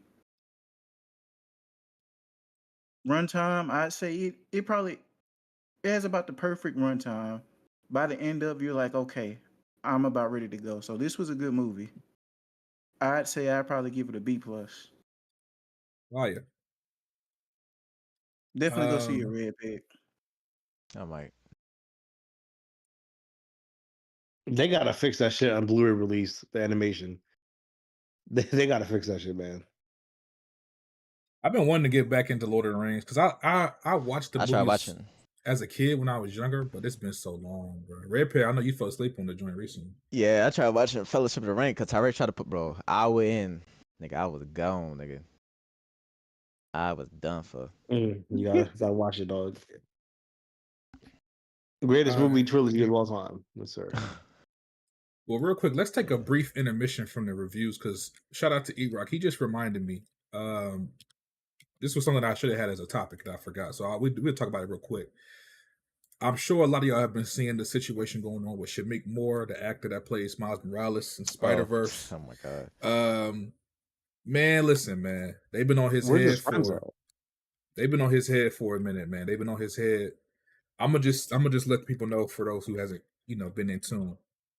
Basically, when they were doing press for the last Spider-Verse movie last year, a lot of people were noticing that Shameik Moore, it seemed like he was trying to flirt with his co-star, Haley Steinfeld. She plays Spider-Gwen. People were noticing it seemed like he was trying to flirt with her and shit, but she wasn't really feeling him. She wasn't really giving him no energy back. So people kind of clowned him for that, right? Then, a few weeks ago, she got engaged. She's engaged to Josh Allen, the quarterback for the Buffalo Bills. She got engaged. People blew him up on Twitter. Oh man, I know he down bad. He depressed right now. Blah blah blah. And then he tried to clean it up. He came out and he was like, "Dang, I didn't even know she was engaged. Congratulations," or whatever. People made fun of him about that. They said he was crying, all that type of stuff. Then, like a week or two after that situation, he posts a video with him and the actress called Laura Harrier. She was actually the love interest in Spider-Man Homecoming. And for those who don't know her, basically they were at an event. There's a video of them, taking pictures. He posted that, no caption, no context whatsoever. And people took it to mean like, oh damn, maybe they're dating. Maybe he's showing off his new girl, whatever. Turns out She came out. She made a whole video, basically saying that the video he put up was a year old. He posted it for no reason with no context, and she didn't like it because she is also engaged, and she said they're not even cool like that. She said she told him to take it down. The nigga basically didn't respond. He left the video up. She called him a weirdo. She blasted his ass. She blasted him. She called him a weirdo. I don't know this nigga. Basically, shit all over him. So then people started clowning him for that. Well, today he deactivated all his socials, but then he reactivated his socials later, and he put out an apology video basically saying like, you know, he didn't mean any disrespect. You know, he wasn't trying to show off. He wasn't trying to insinuate that they were a couple. That's what he claims. But I want your thoughts. Basically, people are saying in this whole situation, people are just pointing out that they feel like this dude is very corny. He's very lame. They feel like he's very weird for how he was treating the situation with Haley and now with this other girl. They just feel like he's being real weird about this whole shit. What do y'all think about it though? It's more than that. It's way more than that, bro. He needs to get some good friends. Go ahead, Saint. Okay. Nah, so it's even more funnier. He got curved by 3 Spider-Man actors, bro. Like, he got, first of all, they dug up of him just failing miserably, shooting a shot at Zendaya. So that's L number 1. Then the Holly Steinfeld, you know, Spider-Gwen, that's L number 2, because it got to the point where there's a clip of all the compilations of him flirting with her during the interviews, and she just looked like over it, like, this nigga stop. And then now this, bro, he's cooked. He's cooked. Like, he needs to just get some friends around him, somebody to just be upfront with him to like cut that shit out, bro. Like, the nigga obviously in a drought or something, but it's he gotta stop being weird, bro. Like, you don't even know that girl you was and I get it. You was trying to get your clout for your music, and he makes decent music, right? But like, come on, bro, that's not the right way to do business, bro. Like, it's sad, man. Nigga said this is the first Spider-Man that's oralist, bro, that can't pull no bitches, and it's cooked. Well, yeah, real quick, shout out to Rystar, man, because Rystar, if I'm not mistaken, he said before he went to high school with that actress, Laura Harrier, and her brother up in Chicago. Shout out to Rystar. I believe he told me that before. Let me just say my thoughts on this real quick. A couple things about Shameik Moore. I think he's a good actor. I've seen him in a few different things. I think he's talented. Dope. He was in Dope. He was in the Wu-Tang show. He's great in Spider-Verse. But this is kind of something that I've noticed about him. Oh, yeah, The Get Down. I didn't watch it on Netflix, but I heard that was good. This is something I've just been noticing about him over the years. He kind of seems like he has that main character syndrome a little bit. Which, and a lot of times it can come off as like corny. So I get why people are saying that about him. In my opinion, he has done some corny stuff. For example, when the Wu-Tang show came out, they were doing an interview on the Breakfast Club. He did this whole thing where he was like, and it was supposed to be a group interview, like him and a few other actors from the show. He did this whole thing where he was like, nah, I want my own interview, my own separate interview. He made them do a separate interview just for him. And then the other Wu-Tang cast members did a separate interview afterwards. Oh, that's in that interview, he was just being very cocky, very like, yeah, I want my own interview because, you know, I'm an artist. I'm doing. He was like plugging his music, and, you know, he was just being kind of like cocky. You know, some people would look at that and say, okay, well, he's just confident. You know, he's an artist. A lot of artists are like that. But to me, it was kind of like a little. To me, at that time, it was a little corny. I'm like, I fuck with him, but this is kind of weird. But that's just something that I've noticed. Now, when it comes to the situation with these women, I didn't read too much into it with the whole, like, him, you know, quote unquote, flirting with Haley Steinfeld. I didn't really feel like he was doing that. Some people felt like it because some of her reactions made it seem like she was uncomfortable. So maybe he should have took the hint and like not, because he apparently there's like multiple clips of him like trying to, you know, flirt low key. He should have probably took the hint and just kind of cut that out. But I didn't look too much into it. Now, this new situation with this other actress, Laura Harrier, I kind of feel, I think they're both wrong, right? One, he shouldn't have posted that random ass video for no reason, making it seem like they were a couple. At the very least, he could have put a caption on it to, show his intent for posting the video. He posted it with no caption. So all that does is leave people to make up their own assumptions. He knows that. So that's number one. I don't think he should have did that. Number two, I agree with E-Rock. She was kind of corny for that video she put up because the video, she basically just shit on him, just disrespectful. She didn't have to do all that. All she had to do was come out and say, "Hey guys, he's a friend of mine, but we're not a couple. I'm engaged." That's all she had to do. If you watch that video she put up, she shit on him. Like she said, "You're a fucking weirdo." But in the video, she said she don't even know that nigga though. Like she know him enough that she know him enough. Like she got his phone number. They've been at events together. Like I don't know. All I'm saying, she didn't have to do all of that. She kind of went off. Yeah, she went to be fair. She like a married woman, and he doing that shit though. But that's my thing. Keep that in private. If you want to call him or text him and call him a fucking weirdo, hey, I'm not mad at you. But you did it on social media. That's crazy. But he made it public though by doing that, insinuating that they was a couple when you know damn well she's engaged. Like she's kind of justified at that. It's point. A weird situation. She didn't need to say it like that. Yeah. She could have responded better, but it's just kind of fucked up. It's like he's getting shit from fans, and now he's getting shit from his own peers. Like, I don't know, man. He might got to chill out. He keeps doing it though. This happened. He took 2 L's in 1 month, bro. Yeah. Like, how you do that, nigga? I just don't get his management or his friends. Like, no one's telling you, dog, what are you doing, dude? Like, dog, go to IG, go talk to a bitch on there, and just, I don't know, busy yourself, nigga. Like, do something else. I don't understand why he's doing this shit. It just seems like he got no self-awareness. Like, what do you think? How do you think he's being, like, you don't think how he's being perceived, how your own self's being perceived by this shit, like, at all? Like, his ego may be up his ass, dog. Because I don't understand how you don't understand. This is dumb. It's secondhand embarrassing just watching this shit. Like, in the background. I feel like bad. Like, no, I feel embarrassed for him. He's corny. I don't understand, like, dog, like, if anything, stop doing it to married people or people, because he knows these people are engaged. Like Haley was fucking engaged to fucking Josh Allen. Come on, like, he had like he didn't fucking know. Like, dog, come on, chill out. It might be a fetish. I don't. That's a crazy fucking fetish to have. I just don't. What is his like end goal with this shit?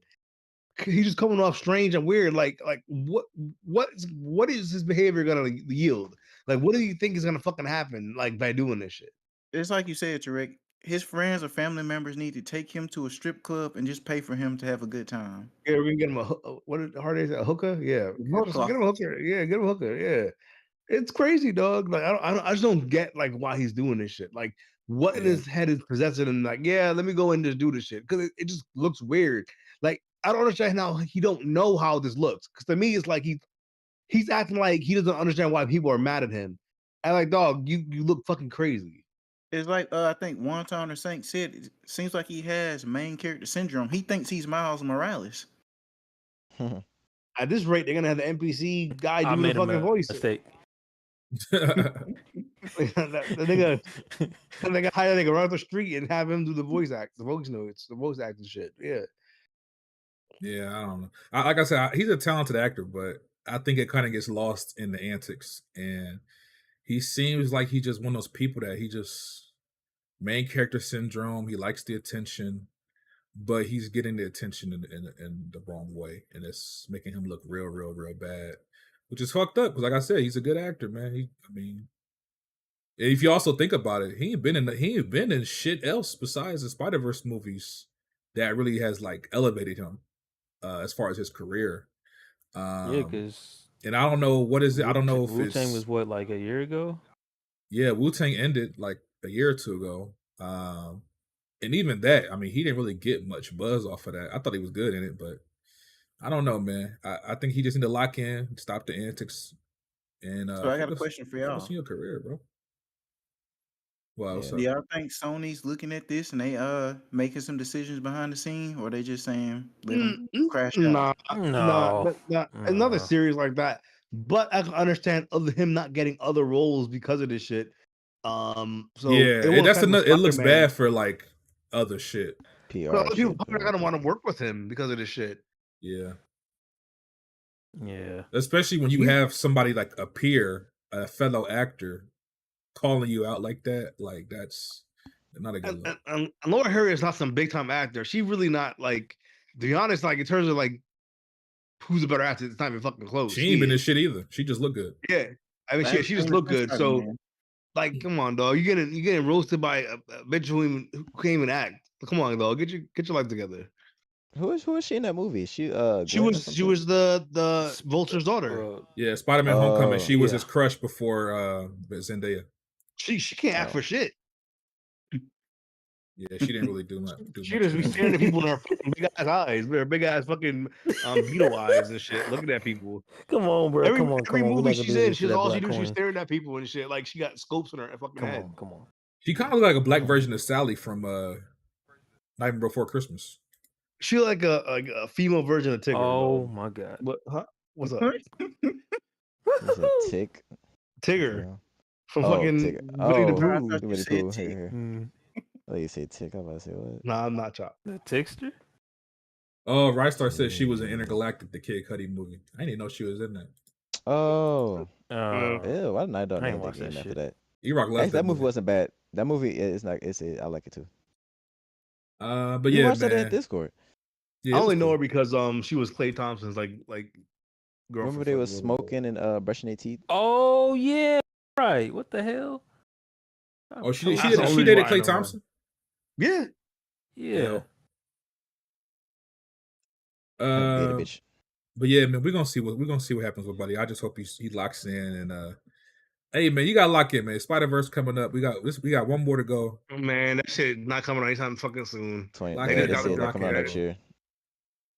Remember they said 2024? Oh yeah, they lied. I think they say it's not even coming out next year either. Brother, that shit not coming out till 2026 at the earliest. 2026. Hey, I think that's why studios don't fuck with the hand drawn animation no more, man. Well, it's not even just that. Listen, everybody roasted the N. Snyder and called him a bunch of crazy things because he was crashing out on the timeline. But hey, he was right. Them niggas lied on the timeline, talking about there's no delays, when obviously there's some delay because that the Miles Morales Miles G Morales, is that the correct name? The voice actor hasn't recorded his notes yet. His line. Yeah. Brother, they not even done animating. That's not a good sign. Well, no, they still record the lines and before the animation. So if they haven't did that, that's a bad sign. They changed the director. The directors are not even. They just got a director last week. Huh? Yeah. It's two directors. Yeah, there's two directors. The old directors left. That's terrible. What the fuck? Yeah, that's not good. Yeah, Sony got to call them back and get on their knees. Well, from what I understood, Lord and Miller, right? The two guys that were producing the movies, they're still producing this joint, but they aren't directing. Yeah, but because didn't the negotiations for the contract kind of go left? Yeah, they didn't read. They wanted like more control. Yeah, they wanted more control, like creative control. Good. Yeah. Well, they were supposed to be doing like a lot more with the Spider-Verse and other and not only that, I don't know why Sony didn't pay them. Those guys have made the most successful. They literally turned around Sony Animation. They did what's that alien movie? Martian. So there was some alien movie that came out a couple years ago that they did that was successful. The Spider-Verse movies have been successful. I don't know why they wouldn't have wanted those guys to come back, but you know, Sony is stupid. Maybe they created differences. This is Sony we're talking about. They just made the villain trilogy. Are we really that surprised? That's why I said I'm not that surprised. But let's go ahead and get back to the reviews. We only got a few more, really. I want to go ahead and have Red Pig speak on Flow. Flow is an animated movie. It's kind of getting some award buzz. Yeah. A lot of people are hyping it up, saying that might be the best animated movie of the year. It might win an Oscar. As far as I know, what the synopsis says is so it follows a cat. It says cat is a solitary animal, but as his home is devastated by a great flood, he finds refuge on a boat populated by various species and will have to team up with them despite their differences. Red Pig, what did you think, and how did this compare to the other animated films of the year? I thought the movie was okay. Okay, it's not a bad movie. It's actually a really good movie. It just wasn't for me. I could see why some people would think is gonna win shit at the Oscars, but I don't know. It's not for me. The animation is really good. It's not your typical like CGI. It's like oil. I don't know. It's pretty cool. The landscapes, the water, the abstract like shit they got going on is cool. The story is actually real simplistic, and it's like open ended. Like it requires you to take many like interpretations of what's going on. So the plot, I do feel like the plot meanders a little bit. It takes a while for the movie to get going, but the movie is not that long. It's like an hour, 20 minutes, basically 90 minutes. Probably not even that. So basically, there's no dialogue in this movie whatsoever. None. Not a single word is spoken in this movie. It's just straight animals. So they convey emotions through the actions and the emotions of the animals, which is impressive. Is actually really impressive. I don't know how niggas like this is one of those animated movies that's for adults. You're not gonna bring your kid to this and they gonna enjoy this shit. They be watching shit and be like, what the fuck is going on? Like there's no jokes in this movie for real. There's it's no music. Like no, it's not a musical. You just watch it and you have to be observant and look at the emotions and actions of the characters. I wouldn't recommend you bringing your kids to see this. This is a PG movie that's not for kids. It's it's for adults. This is a movie for adults. Yeah, it's I don't know. It's a weird movie. If you like cats, go see it. The animation on the cat, fire. It's like a lot of little animals in here. It's like a group of misfits. Did you say the synopsis already? Yeah, pretty much it was a flood. With the flood, yeah. So the flood. So doing this, the whole world is underwater basically, and throughout they on a boat and they go meet different creatures, well, different animals, and yeah. So basically, despite no human dialogue, the animators were able to convey these emotions through these animals, especially the cat, who is the protagonist of this movie. It's really impressive. This might win Best Animated Movie of the Year. I don't agree with it. I found it a little boring to me. I need some dialogue, some music. Wild Robot is definitely much better than this. This movie didn't make me cry or emotional. I don't know how niggas cry just watching animals do animal shit on a boat. Nigga, it's low-key a little slightly overrated to me. But yeah. This is one of these work of art movies. I recommend this to anyone who has an interest in animation or ecology. What you give it out of 10? I give it a 7. Not for me. It's a good movie, but I can't give it higher than a 7, man. I forgot about Wild Robot might actually win that Oscar for Best Animated. Yes, sir. Yes, sir. Because that movie got a lot of love. Yes, sir. Hope it does. All right, bet. So the next movie we're gonna review. These next few ones should be pretty quick. Unfortunately, Alex isn't here. Alex saw Y2K along with Mafia Quad. So we'll go ahead and get Mafia's review. Just to set up the movie, this movie is called Y2K. It was written and directed by Kyle Mooney. For those that don't know, Kyle Mooney is actually a cast member on Saturday Night Live. This is his first movie. It says, on the last night of 1999, 2 high school juniors crash a New Year's Eve party only to find themselves fighting for their lives when the terror of Y2K becomes a reality and all machines rise up against humanity. So it's like a horror comedy. The basic plot is 1999. Like they said, all the machines kind of become sentient and start killing people. Computers, machines, whatever. Mafia, what was your thoughts on this movie, brother? Man, I dedicate this review to Alex. This was a cool idea for a movie, but this was some bullshit, man. This movie should have came out 20 years ago, and it would have probably did okay. But this was a terrible execution. In my opinion, if you watch this movie today, you have to be high or drunk to enjoy it. I'm going to go into a little nitpick. So here's something strange. People are using terms and stuff in 1999 that we use today. I swore I saw a smartphone in the movie, which doesn't make sense for 1999, but someone correct me if I'm wrong. And some of the deaths were stupid in this movie, like they didn't make sense. There was literally a part where they go downstairs, like right when everything pops off and all the machines start coming to life and all this. Somehow, this dude has a blender on his dick, blending his dick. And I'm just like, what? So did he stick his dick inside the blender and it just came to life and cut his dick up? Or did there's no way in hell the blender can move by itself to get on his dick? How does this make any logical sense? And I know we have to suspend belief when we watch movies, but there's some stuff you be like, you can't do this. This makes no logical sense. Hold on, let me go to my next point. Okay, so this movie, it doesn't know whether it wants to be serious or it wants to be a comedy. At certain points, it gets real serious. Like, no, this is a real deal horror movie. Then it's like, nah, we're a comedy. We're a comedy. Calm down. It's retarded. Even when you suspend belief, this movie is pretty stupid. The comedy's not that good. I think I only laughed at one scene where the dude was talking about how he pissed in his homeboy's drink.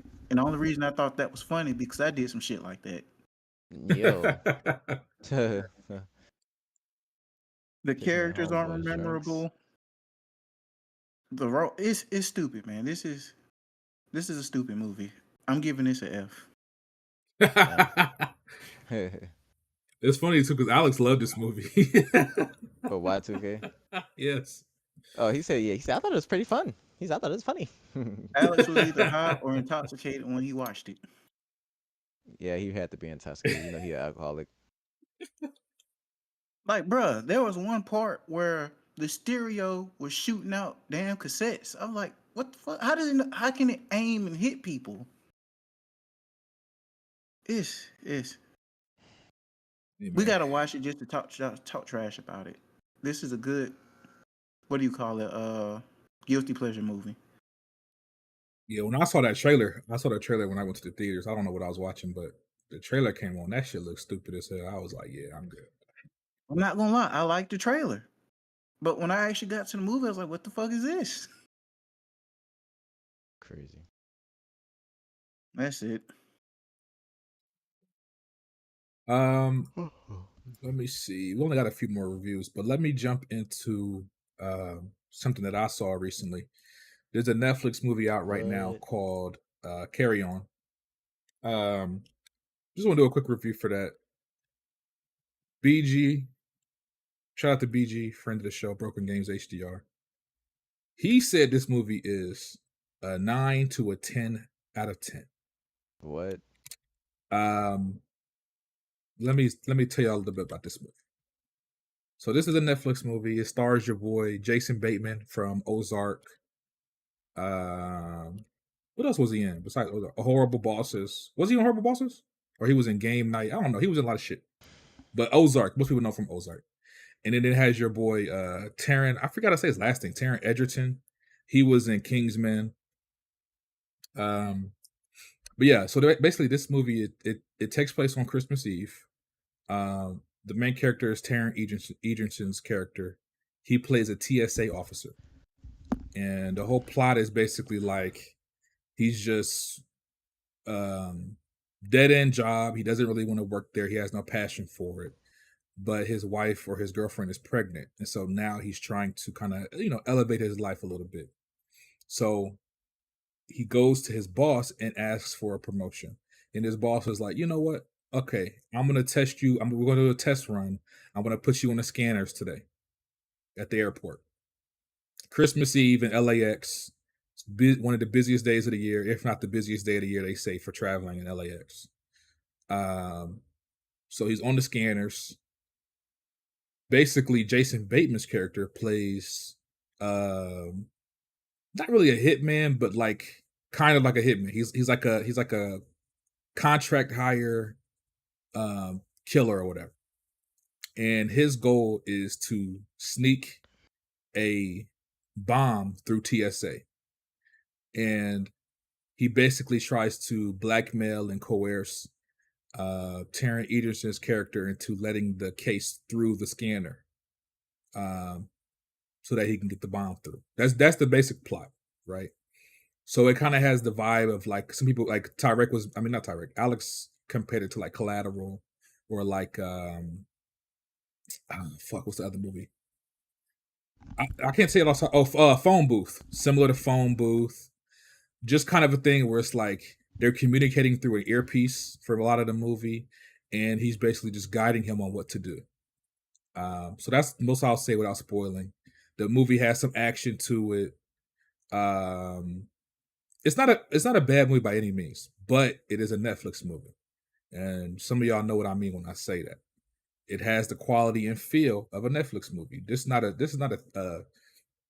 theater quality movie. That being said, I thought the movie was pretty good. I mean, the acting is pretty good for what it is. The story is decent.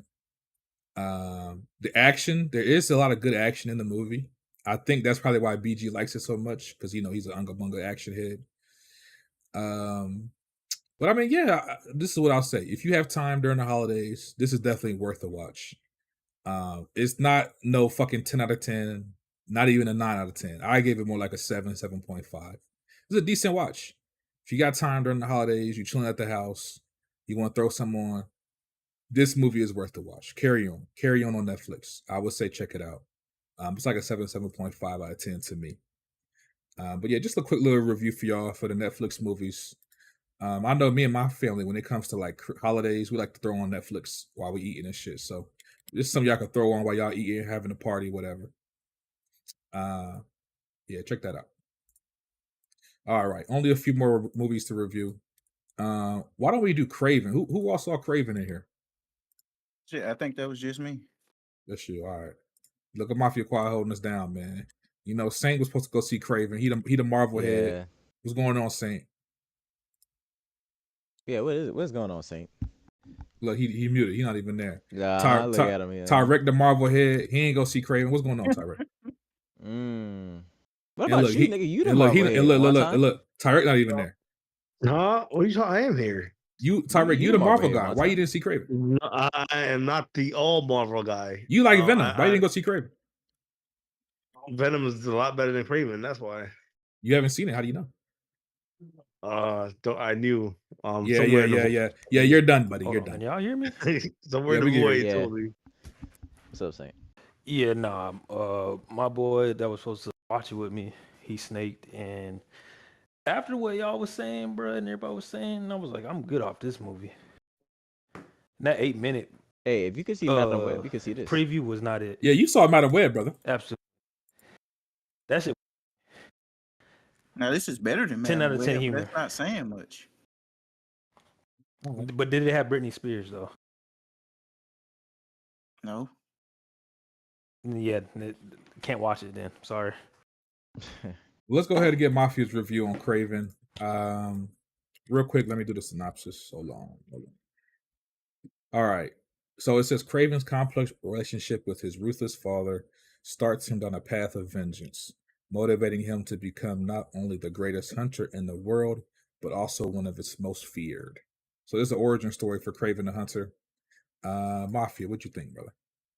All right, this is going to be a real quick review. First of all, the pacing for this movie is terrible. You can literally skip the first hour of this movie and walk into the theater And the only thing you need to know is he got bit by a lion, gave some kind of concoction, and now he has super strength and all the little ins and outs that Kraven has. Now, the second half of a movie, it's okay. It is okay. If you just come in after the first hour, you can walk out saying, well, that wasn't a complete waste of my time. The story is mid. You will not be interested in any of the characters. The action, okay. Again, you will not be impressed. You will not remember this movie when you walk out the theater. I'm struggling to remember it as we speak.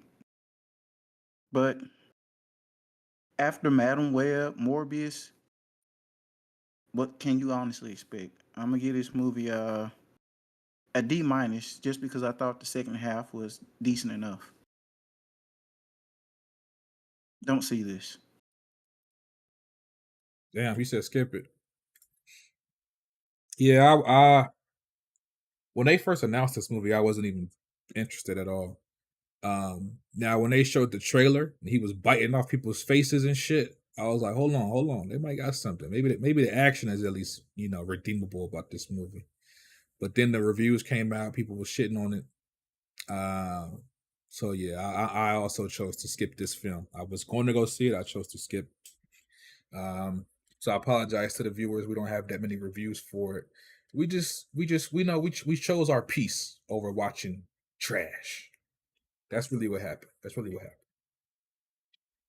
But I appreciate you. I'll say this one nice thing because Kiso just brought it up. The film did have good gore. That's what I was thinking it would. Okay. Wait, what grade did you give it, Mafia? I gave it a D minus. All right, bet. So we only have 2 big movies left, Mufasa and Sonic 3. But real quick, I want Mafia. Shout out to Mafia for holding us down, man. He watched a lot of movies. Let's get some quick reviews for The Man in the White Van and Homestead. 2 films that Mafia watched. Hey, one thing real quick. Let me help Mafia quiet with Raven real quick. Go ahead. Real quick. Appreciate you. Hold on, who is that? State your name, player. State your name, player.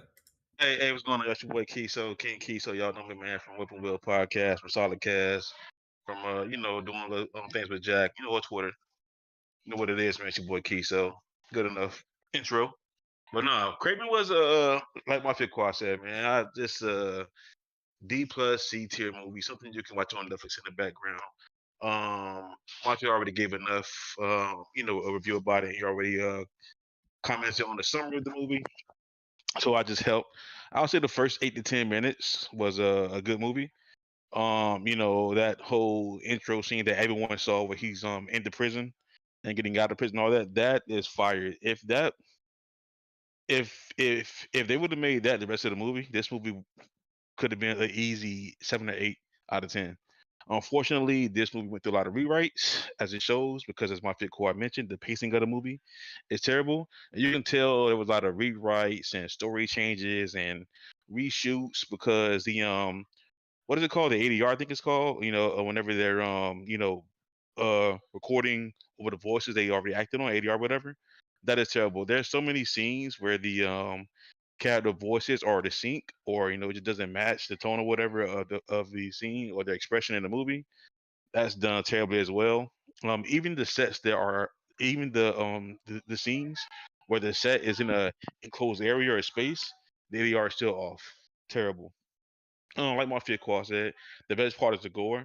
You can tell there's a lot of practical effects when it came to the fight scenes and the gore. And this movie tried to be John Wick in a way, but it failed at it. And then there were scenes where he was in the forest. We all know Kraven, so it's not a spoiler. He's in the forest, and they tried to be Rambo-esque, and it succeeded in that third act as like a Rambo-esque type of movie, but then it failed.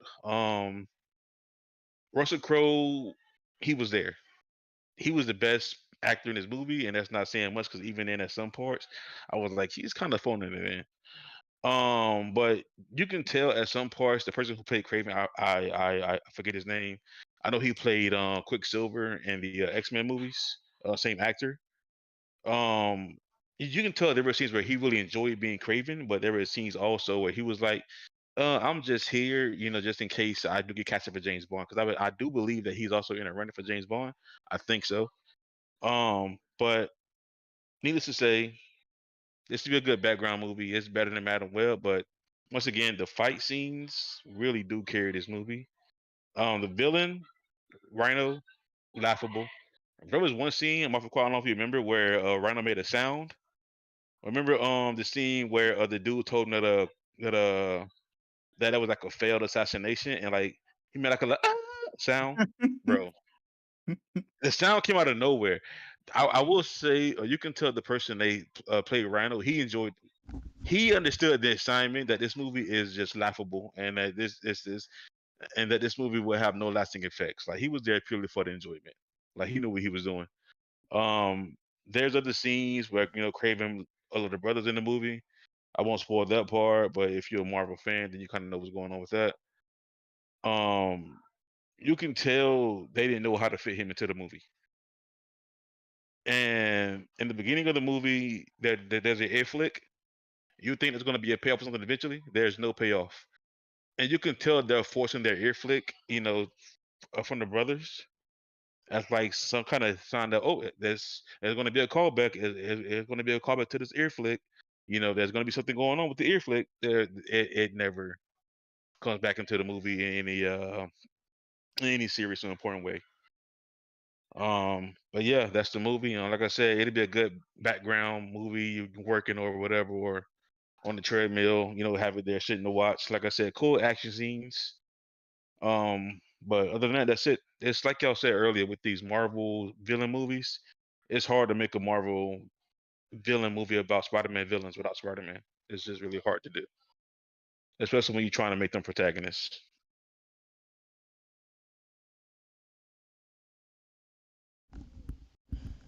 Yep, that's it. Go ahead, one time. Glad I didn't see You Bayats. He went You to a good. bathroom break on that review. Oh My bad, John. Yeah. Look at him. All right, man. We done with Kraven? This nigga. Yeah, that's it. All right. Salute, Kiso. Yeah, so let's go ahead and get Mafia's thoughts on these last two movies before we get to the big two. Okay. The Man in the White Van, Mafia. What's up with that? So this is actually based on a true story of some guy. Now I think the van part was just made up for the purpose of the movie, but he basically went around kidnapping and killing women in Florida. I think around the 1970s, if I'm correct. So this movie, this is one of the movies that's based on a true story. A lot of times they embellish this stuff to kind of make it better. In this case, outside of the van, they really didn't. And this is embellishment is what this movie really needed. Because like throughout the movie, you follow this family with this girl who's she's being stalked by the killer, but kind of like with that movie here, it'll jump back to the past and it'll show him just like, stalking a woman, kidnapping or killing her. But they never really go into depth with it. And they put more focus on this girl and basically her fear of the van. But he really doesn't do anything to her for real, other than just like pop up outside her barn, pop outside her house one or two times, until like the very end of the movie where he decides to go after her. So this movie is only like an hour 45, but it's gonna feel like 2 hours plus to you because it just kind of carries on instead of just getting to the point or putting more focus on something like his other victims. Like, let them put up a better fight because a lot of times he just comes up on them, gets them, it's done. So I give this movie a D. It has potential. If like I said, if they would embellish on this some more, just make it a little more fantastical, I think this would be a good series. Interesting. Who made this movie? I forgot the guy's name. Oh. Might check that out. Man in the White Van. Hmm. I'm gonna see if I can find details on it. Let's see shit. I looked up the case, but yeah, the whole white van part seemed to be embellished. But yeah, this guy was kidnapping, raping, and killing women. Shout out to Florida. And Mafia, you also saw Homestead. What's up with Homestead? Homestead, do not go see this movie. This movie is a waste of your time because when you get to the end of the movie, they're gonna tell you after you sat through all this BS, if you want to see all the stuff we actually set up that was actually interesting at the beginning of the movie, go watch the Homestead series that's out now. So I'm gonna give this movie a F. Basically, the whole premise of it is at the beginning of the movie, these two foreigners, I don't know, they might be Cubans. I can't tell the race. I don't want to be racist. Just foreigners. They're on a boat. They get close to America, close to California. They set off some kind of nuclear bomb, and basically everyone's like, "Oh, this is the end of the world," which is kind of strange because it was just one bomb, but it's end of the world. Everybody's trying to escape, and his family they go to this homestead where this guy he has food, he has resources.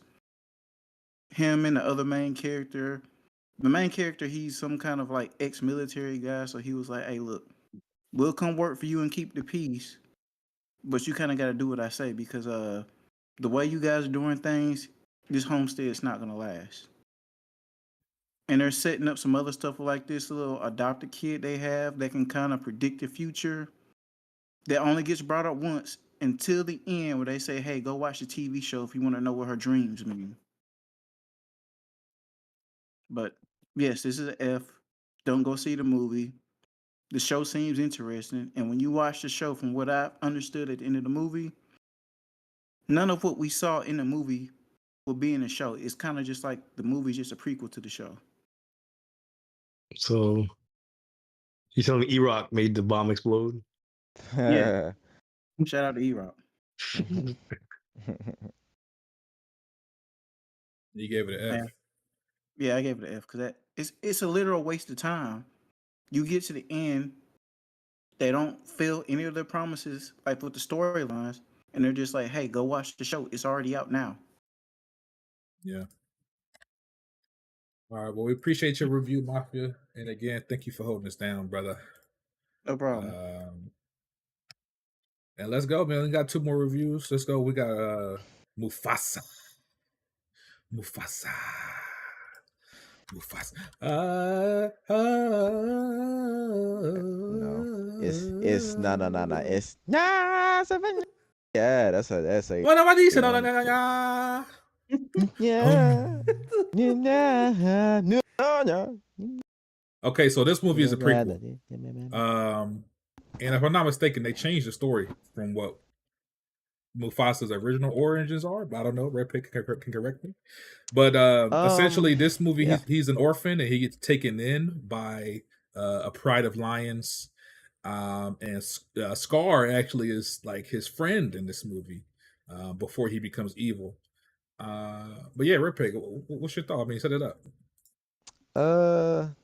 You want to give you like a little rundown, give us a rundown and then give us your thoughts.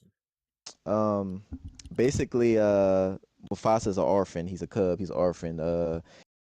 It actually has a lot of callbacks to the original Lion King with the stampede. Instead of being wildebeest, it's elephants this time and all this shit. Shit, elephants is worse.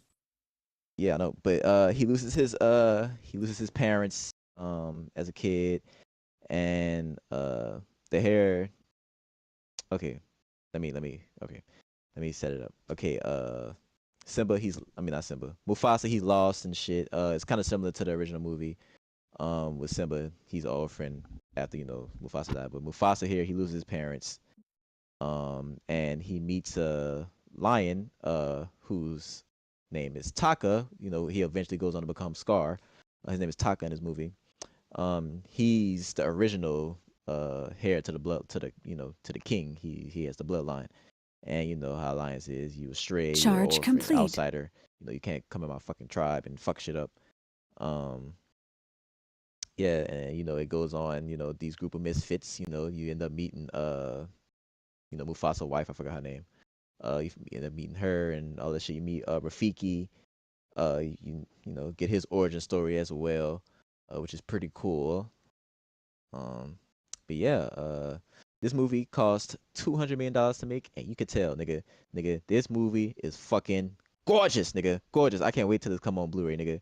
I can't wait till this come on Blu-ray. I really enjoyed this movie a lot.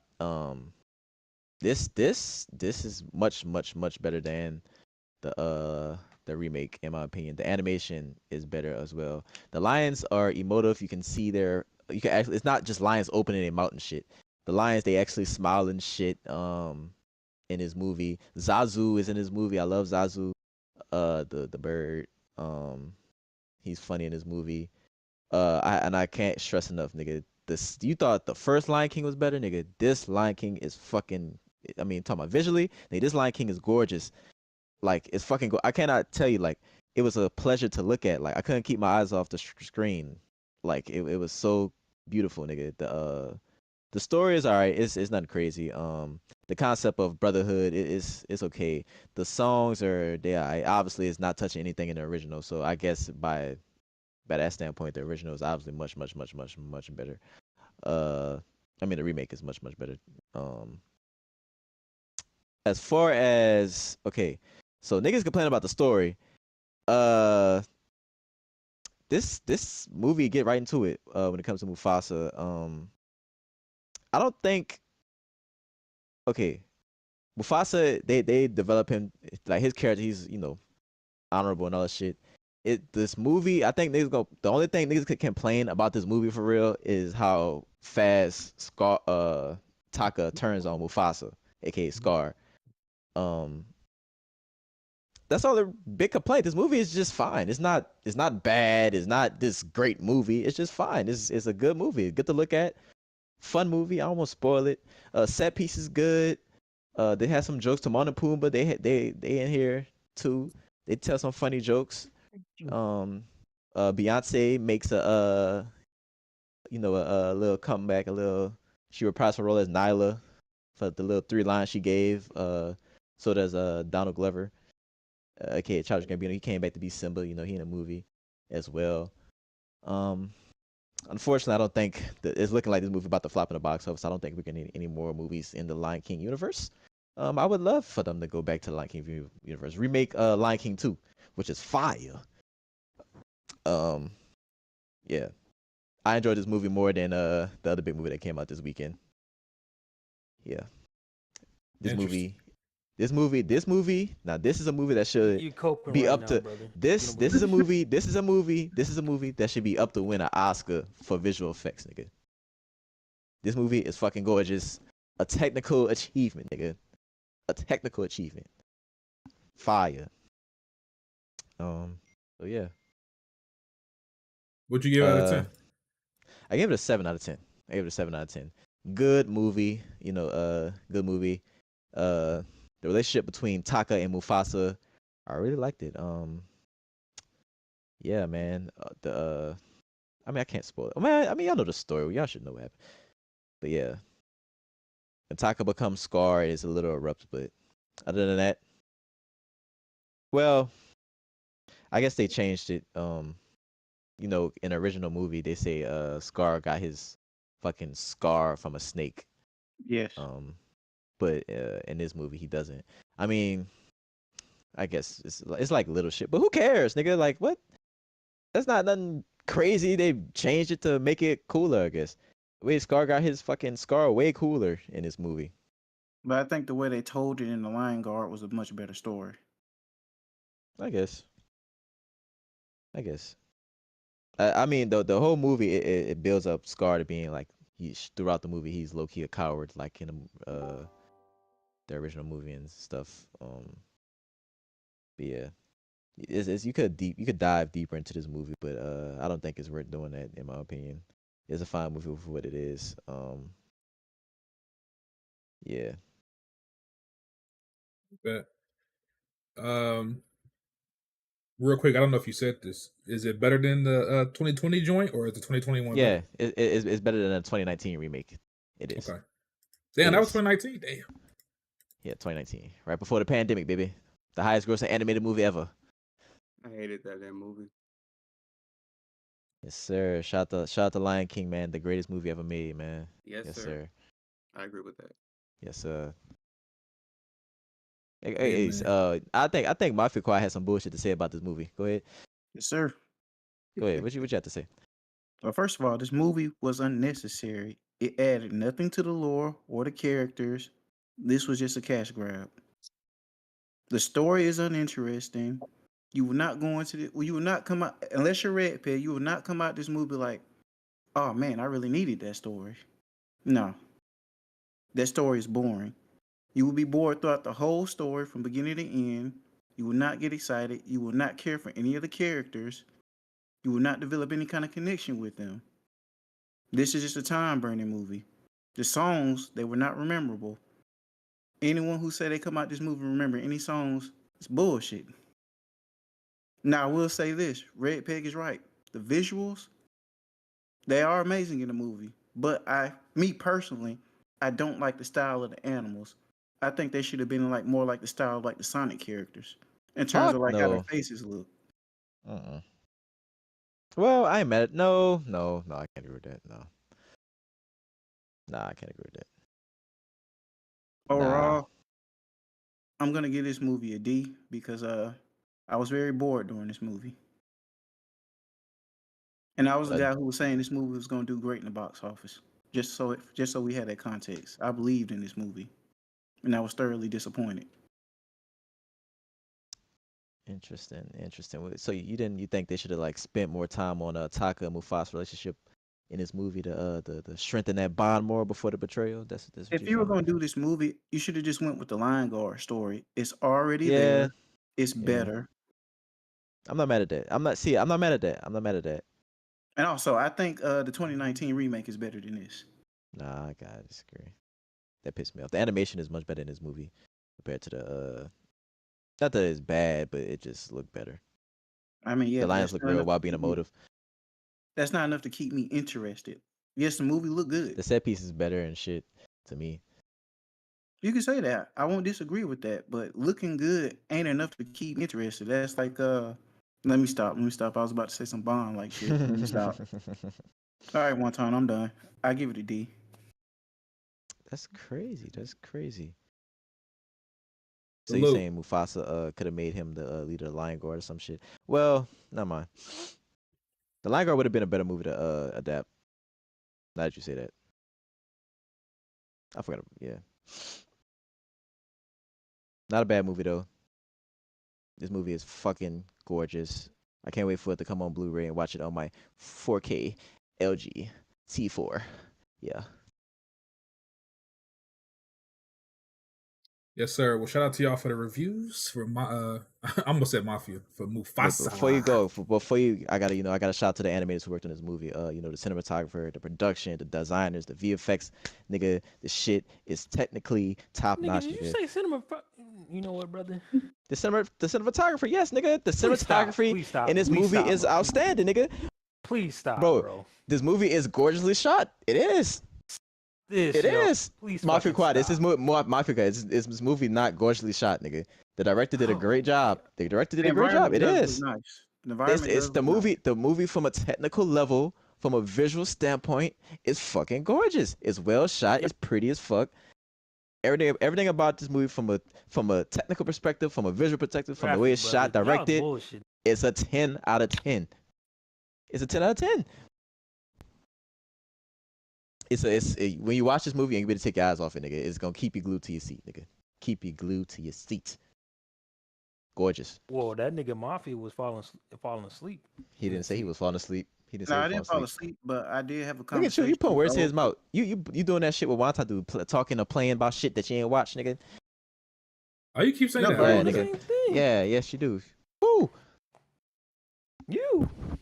What I talk shit I ain't watch? Every movie I talk about, I'll watch, nigga. You be saying crazy shit, bro. You was like what? Saint went over there to the strip club and was watching Moana. Like, you just be saying bullshit, bro. I never said that. But since you said it, it might be true, nigga. Here we go. Hey, brother. Mufasa should be the first new movie you watch on your TV, brother. Don't do that, Saint.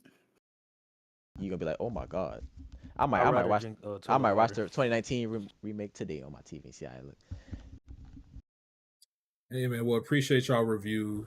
And you know what, bitch? Mufasa. It might be in my top 10 movies of the year. Now that I think about it, it might be. It might be. Bro. It can't be that. It can't be that. It might be. I enjoyed this. I really enjoyed this. I enjoyed this movie. I ain't saying it was the best movie of the year, but I really enjoyed it. You done, brother? You done? I enjoyed it more than Dune. I'll tell you that much. All right, now you're trying to piss me off. I'm talking about Dune 1. I'm talking about. And you still trying to piss me off. Dune 1 is amazing. I don't give a fuck. It's not better than Mufasa. Yes, it is. Yeah. Dune is better than Mufasa. Yeah. I'm not even a Dune person, and Dune is better. I'm choosing Mufasa. I'm choosing Mufasa over your boy. I'll tell you that much. All right, one time. Let's get to the king. Yeah, man. Red Peg holding us up. Y'all about to suck off some hedgehogs. Oh my god. Red Peg holding us up. Lion, though. What you mean? Not nigga, please. First of all, Mufasa, aka Earl James Jones, nigga. All right, come on. Yeah, nigga. Yeah. He said his name backwards. My bad. James Earl Jones, nigga. Yeah, nigga. Nigga said Earl James. Stop playing with him, nigga. Black royalty, nigga. Anything involving Lion King is black royalty. Actually, everybody in this chat should have seen it, nigga, except for Wonton. If you black, go see Mufasa, nigga. That shit ass, nigga. You supporting Africans, nigga. It's a black movie. I black love the people, Lion nigga. King. I've seen almost everything with the Lion King. I'm not seeing Mufasa, bro. You should go see Mufasa. As a black man, you should go see Mufasa. Well, as an African, you should go see Mufasa. As an African. I read the books as kids, bro. I'm a big Lion King fan. Like, so. Hey, go see this movie. Go support it. You ain't got a lot of them like that, bro. They did a good job. Shout out to Beyonce for coming back and giving us 3 lines. Yes, she was horrible in the first Lion King remake. She did what she had to do. Lionesses, let's go. That's literally. I think her daughter was in this movie. Blue, but I don't know. Blue Ivy. She played Kara. Who? Kiara? I think that's the daughter, Simba's daughter. Oh, Kiara. Nigga, she was. Wait. Was Kiara in the movie? She wasn't even a movie like that. She was just born, right? No, that was a new sibling. Kiara, remember, she was listening to the story from Rafiki throughout the whole movie. Oh, I thought that was a boy. I'm tripping. That was Blue Ivy. That got me confused. Holy That's shit. Kovu, who's a boy. Yeah, I'm tripping. That was her. So that was her talking the whole time. She did good. I think she did pretty good. You don't think she did good? Mafia. I mean, for what she had, but then she gave it. I think she did pretty good. They did a good job for what they had. I think she did a good job. Shout out to Blue. She might got a future in voice acting. She did pretty good. She did pretty good. All right, now you done with Mufasa? The goddamn, you done? Great movie. Everybody should go see it. Yo, see y'all gonna make me give it an 8. Hey, get your knee pads. Y'all gonna make me give it an 8, nigga. I don't like when niggas hate. Y'all no, make me give it an 8. Be for real. You was over here gassing it up like it was 10, but then when we got on your no, I never said no. I never said no. I never said it was a 10. I never said it was a 10. You was gassing. I never said it. I'm like, consistent. I'm consistent. I never said. Actually, yeah, visual. Yeah. See, I actually said the movie y'all about to review next is better than this movie, but I enjoyed this movie more. Glad to hear you admit it, brother. But you got it. All right, y'all can get on to the meat sucking. Go ahead. All right. So, first of all, welcome to the show, Rice Star. He's been on here before, I believe. Glad to have you back, brother, to help us review Sonic 3. How are you feeling today, brother? Feeling good, man. Saw some peak yesterday, some peak cinema. Yes, sir. You know what I'm saying? So definitely appreciate you. Be happy. All right. So obviously we are reviewing Sonic 3. This is the 3rd film in the Sonic the Hedgehog live action franchise. The synopsis for this, it says Sonic, Knuckles, and Tails reunite to battle Shadow, a mysterious new enemy with powers unlike anything they faced before. With their abilities outmatched in every way, they seek out an unlikely alliance to stop Shadow and protect the planet. We have Keanu Reeves as the voice of Shadow. Real quick, initially, I was a little taken aback. Keanu Reeves? Wait a minute. Oh, Lord. I love Keanu Reeves. I just didn't know if I do. Yeah. I just didn't know if his voice was going to fit with style. Shadow. But I was sad. I was mistaken. He was amazing in this film. He did an amazing job. I love Keanu Reeves. We'll go ahead and get into the reviews. Yeah. I will save my review for later. I want to hear from the man himself. Rystar, you are the biggest Sonic fan that I know. God bless. First of all, I want you to tell us, what are your thoughts of the franchise as a whole? You know, the 1, 2, and 3. Do you think this movie is the best one? Like, tell us all of that. How'd you feel? Yeah, I think this is the best one. I actually don't really like the first one.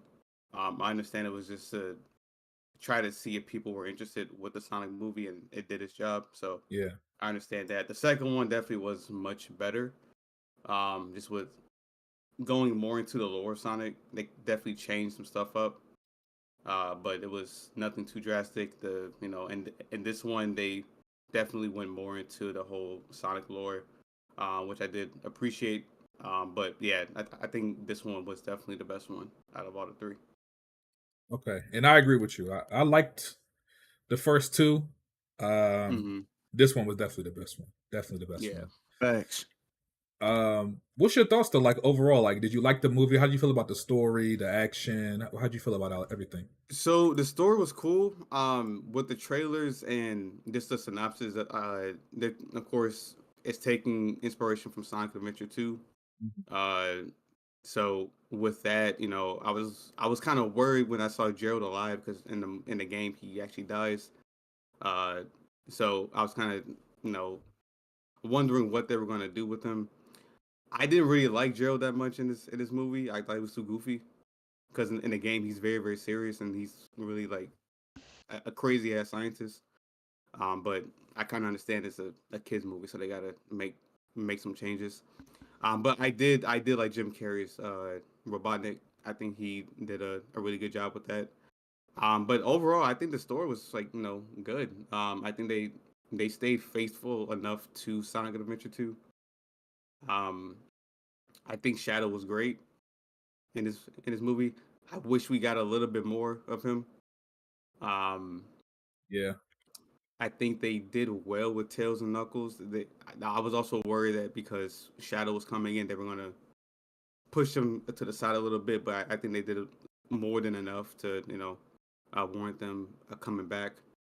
Um, but yeah, it was overall a really good movie. I liked it. I bet. Real quick, I'll just say this for a quick review. I saw the movie in AMC Prime. This one was interesting because when I bought my tickets, it said Prime with HDR. I've never seen them add that distinction. Usually it'll just say Prime or Dolby Cinema. They didn't have this movie in Dolby probably because of Lion King, but it was in AMC Prime, which AMC Prime is basically just their version of Dolby without the Dolby name.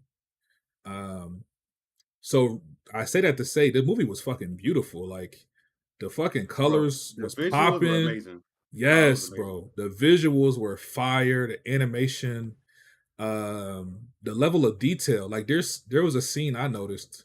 Sonic wears gloves, bro. You could see like the details on his gloves, like Yeah, just really good. Even Shadow's Shadow's shoes. You can see uh, like the I guess the dirt marks on his shoes and shit. Like you yeah. can see all that. Yeah, it was insane. So just really good animation overall.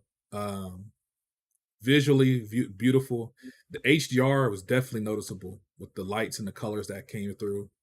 So that's the main thing I took from this movie. It looks really, really fucking good.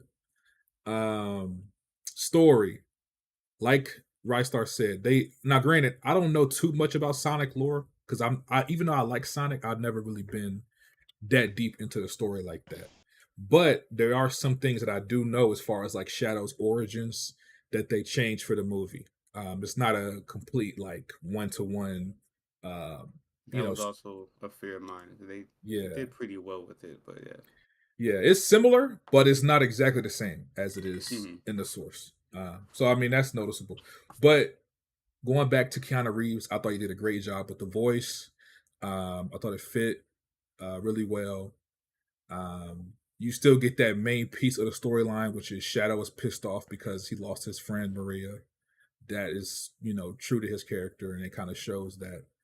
Um, what can I say? So I do agree with Right Star. I feel like I really wish we would have got to see more Shadow. He's in the movie a good amount, but I don't know. I wish we would have got to see him a little bit more. Just him do a little bit more. A lot of times he's kind of just in the background with Eggman. So that kind of would have been nice. I just saw it today, by the way. I saw it earlier, like 2:00. What else do I want to say? Okay, so I'll bring this up, and Red Pig will get into it later. But Red Pig pointed out he didn't like some of the acting in this movie. He felt like it was cheesy, low budget TV style acting. My opinion, and I get why he's saying that, but my opinion, the thing about these movies, they don't take themselves too serious. And I kind of like that about these movies. They recognize the fact that this is a live action movie with fucking animated animals. Like, if they tried to be like super serious, it would, to me, it wouldn't really fit. I like the fact that they kind of lean into it a little bit. Like, they're like, even Jim Carrey's Eggman, like, there's silly moments with him and shit. I kind of like that fact of it. I think it works well for what they do. There was a scene in there I fucking hated. I wanted to talk about it, but I'll let you go. Yeah, so I'm glad I'm going to hear you say that. But yeah, just as far as the acting, I didn't have an issue with it. I thought it was done, for what it is. I thought it was cool. My girl Kristen Ritter is in this movie. For those that don't know, she played Jessica Jones. She was in Breaking Bad. I like her a lot, bro. But McDonald's. Time of your please. Hey, Tyrek, you getting the 10-piece, Tyrek? What's going on, brother?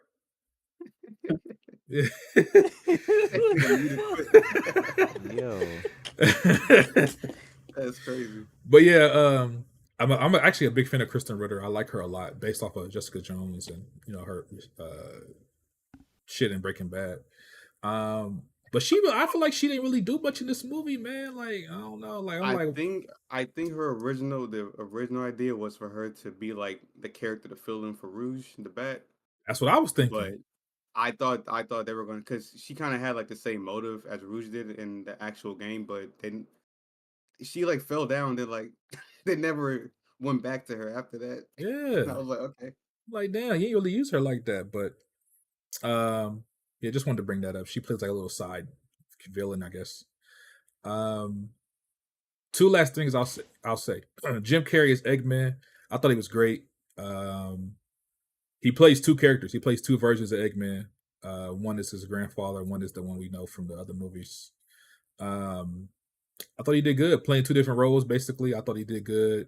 He has a lot of funny moments. I wonder what Rystar thinks about Jim Carrey as Eggman playing them two roles. But one last thing I'll say before getting it back over to him. I don't want to spoil anything, but that last fight they had, obviously we know Sonic and Shadow fight. That last fight they had, cinema. That shit was fire. Like, this is the type of shit, like, I'm watching this and I'm like, dog, I don't get how, because Alex was kind of hating. I was like, I don't want to watch Sonic. Bro, I feel like if Alex had watched, because Alex likes anime and shit. I'm like, bro, I like, if Alex had watched this, I think he would like this. I don't know how you could watch that and not, like, that shit was heat. The way them niggas was fighting. Like, he wants to see about like a live action Dragon Ball Z. He got it right. Yeah, bro. Action. Yes. That was Dragon Ball. That shit was fire. Like, beautifully animated. That shit was heat. That's all I can say. That shit was heat. The fight scene was fire. I'm a big Shadow fan. That's probably my favorite Sonic character. And I'm not even huge into Sonic like that, but Shadow, I fuck with Shadow heavy. This movie to me was heat, bro. Best movie out of the trilogy. They already announced Sonic 4 is in the works, so we're gonna see how that go. As far as a rating, I give this movie, to me, I give the first two a 7. Both of them a 7. This movie to me is an 8. It's an 8. It's a solid 8. 8 out of 10 for Sonic 3 to me. Fire. But going back to Rystar, you mentioned it was a scene you hated. What scene you was talking about? So it was this dance scene with the lasers. I knew you was gonna say that. That scene pissed me off, bro. I was like, bro, I don't want to see another dance, because in every movie there's a dance scene, bro. And that's I Jim get Carrey, it. though. That's I Jim get Carrey. it. And like I said, I get it. It's a kids movie, I just don't. I just didn't want to see it. I'm telling you, bro. Jim Carrey has something in his conscience to where he has to dance. I Like, he just figured. loves I doing figured it in he movies. has a decent amount of pull, just because he's a big actor. But yeah, I just didn't want to see that. Kiso said that scene Scene, lasted. though. Kiso said that scene lasted way too long. It Agreed. definitely did. Agreed. It They should have definitely cut it did. by like maybe a minute or 2 Who minutes. voices Sonic? It's Schwartz. Ben Schwartz. Yeah. Ben Schwartz. Oh, okay. Why did you say it like that? That's kind of aggressive. I didn't know. Hey, Tyrek, what's your order? What's your order? Oh, this is a McFlurry. That's it. All right. Damn, the machine working this That's late? not. It's not good for you. Sorry, it's not good for you. Nigga, I haven't eaten all day. Fuck out of here. All right, but yeah, let's get to. I mean, Saint, you saw the movie too, right? I saw it at the fan event, bruh. Okay, so you saw it 10 early. out of 10. Saw it early, hyped up. That mid-credit scene was the biggest standing ovation I've heard in years, since probably like Endgame. That's like, crazy. I'm dead serious. This shit was crazy. My jaw was on the floor, bro. Like, people were screaming in my theater. Yeah, same. No facts. People were clapping and screaming, bro. Like it was crazy. I literally that third act and towards that mid-credit scene was just fucking insane, like jaw dropping. My only gripe will be some certain scenes should have been cut shorter, like right as I was saying, the whole laser scene. They should have cut it down a little bit. Honestly, I gotta say, Jim Carrey really he didn't phone nothing in, and he's always having fun. You could tell he's having fun with this franchise. But Gerald and Eggman felt like two separate characters. Like it didn't feel like what the trailer made it seem like. Oh, it's just him playing double of himself.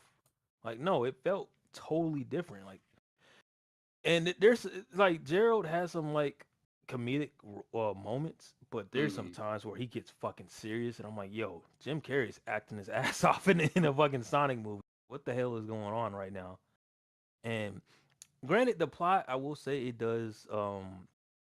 There there is subplots, but it isn't like a narrative driven like movie. It just goes straight forward pacing. Like once it's like I say 10 minutes in, it just keeps going up from there. Like it's straight to the point, none of the bullshit, straight boxing, and I don't know how BG wouldn't like this because this is an Unga Bunga movie for sure, bro. Like, Oh, BG likes the Sonic movies. He hates the games, but he likes the movies. Yeah, no, I don't know. I didn't the racing games. Yeah, I didn't know if he saw the movie yet, but if no, he hasn't. He needs to go watch it. Yeah, visually, I saw this in Dolby. Same here. Man, there was points to where you can see the reflections off of Sonic. Like you know the part where they showed in the trailer where they had to team up. You see the reflection out of Team Sonic's eyes. I'm like, what the hell is going on? Like the fuck? You could tell the budget was upped. Hell yeah, it did. Cause I'm just like, I'm sitting there thinking like, they do that in games now, buddy. Come on. Anyways, I was just amazed by it because go play Ratchet and Clank, buddy. I'm not playing that bullshit. I was just amazed at the fact that like that first trailer of the Sonic movie, the first one, and where we're at now, because I'm like, this is no way that was a real trailer. They knew what they was doing, bro. I really feel like they knew what they was doing, because there's no way, because there's so much lore and references to like if you grew up watching a Sonic X show as a kid, this is gonna bring a child out of you, bro. Like they did their homework, and I know the guy that directed, wasn't he also like a director of the Shadow game? He worked on the cutscenes for Shadow the Hedgehog. Fire. So he actually has like a lot of history with the character. Good man. A lot of it, and you can tell and reflected. So I mean, if you're a Sonic fan, you've watched the Sonic X show or anime, I should say, or you played any of the Sonic games, you're gonna enjoy this movie. I think it's the best one out of the series, and I'm definitely gonna be rewatching this either tomorrow or sometime next week. But yeah, man, I'm sticking with my what my original review was 10 out of 10. I'm sorry. Fuck, this to be petty to Red Pig. I don't give a fuck. Oh, I don't give a fuck. I know this not a 10 out of 10. Yeah, you didn't stand on business, so I'm standing on it. Stand on business. Stand on business next time, brother. I ain't stand on business. You let niggas change your opinion on the movie. I didn't let nobody change my opinion. I literally gave it a 7. That wasn't your original score. 7 too low. 7 too low, okay. I literally gave it a 7. What the fuck? Well, let's get Red Pig's thoughts. Red Pig, go ahead and see your thoughts, bro. Thought it was a good movie. Visuals good. Let me see. Visuals good.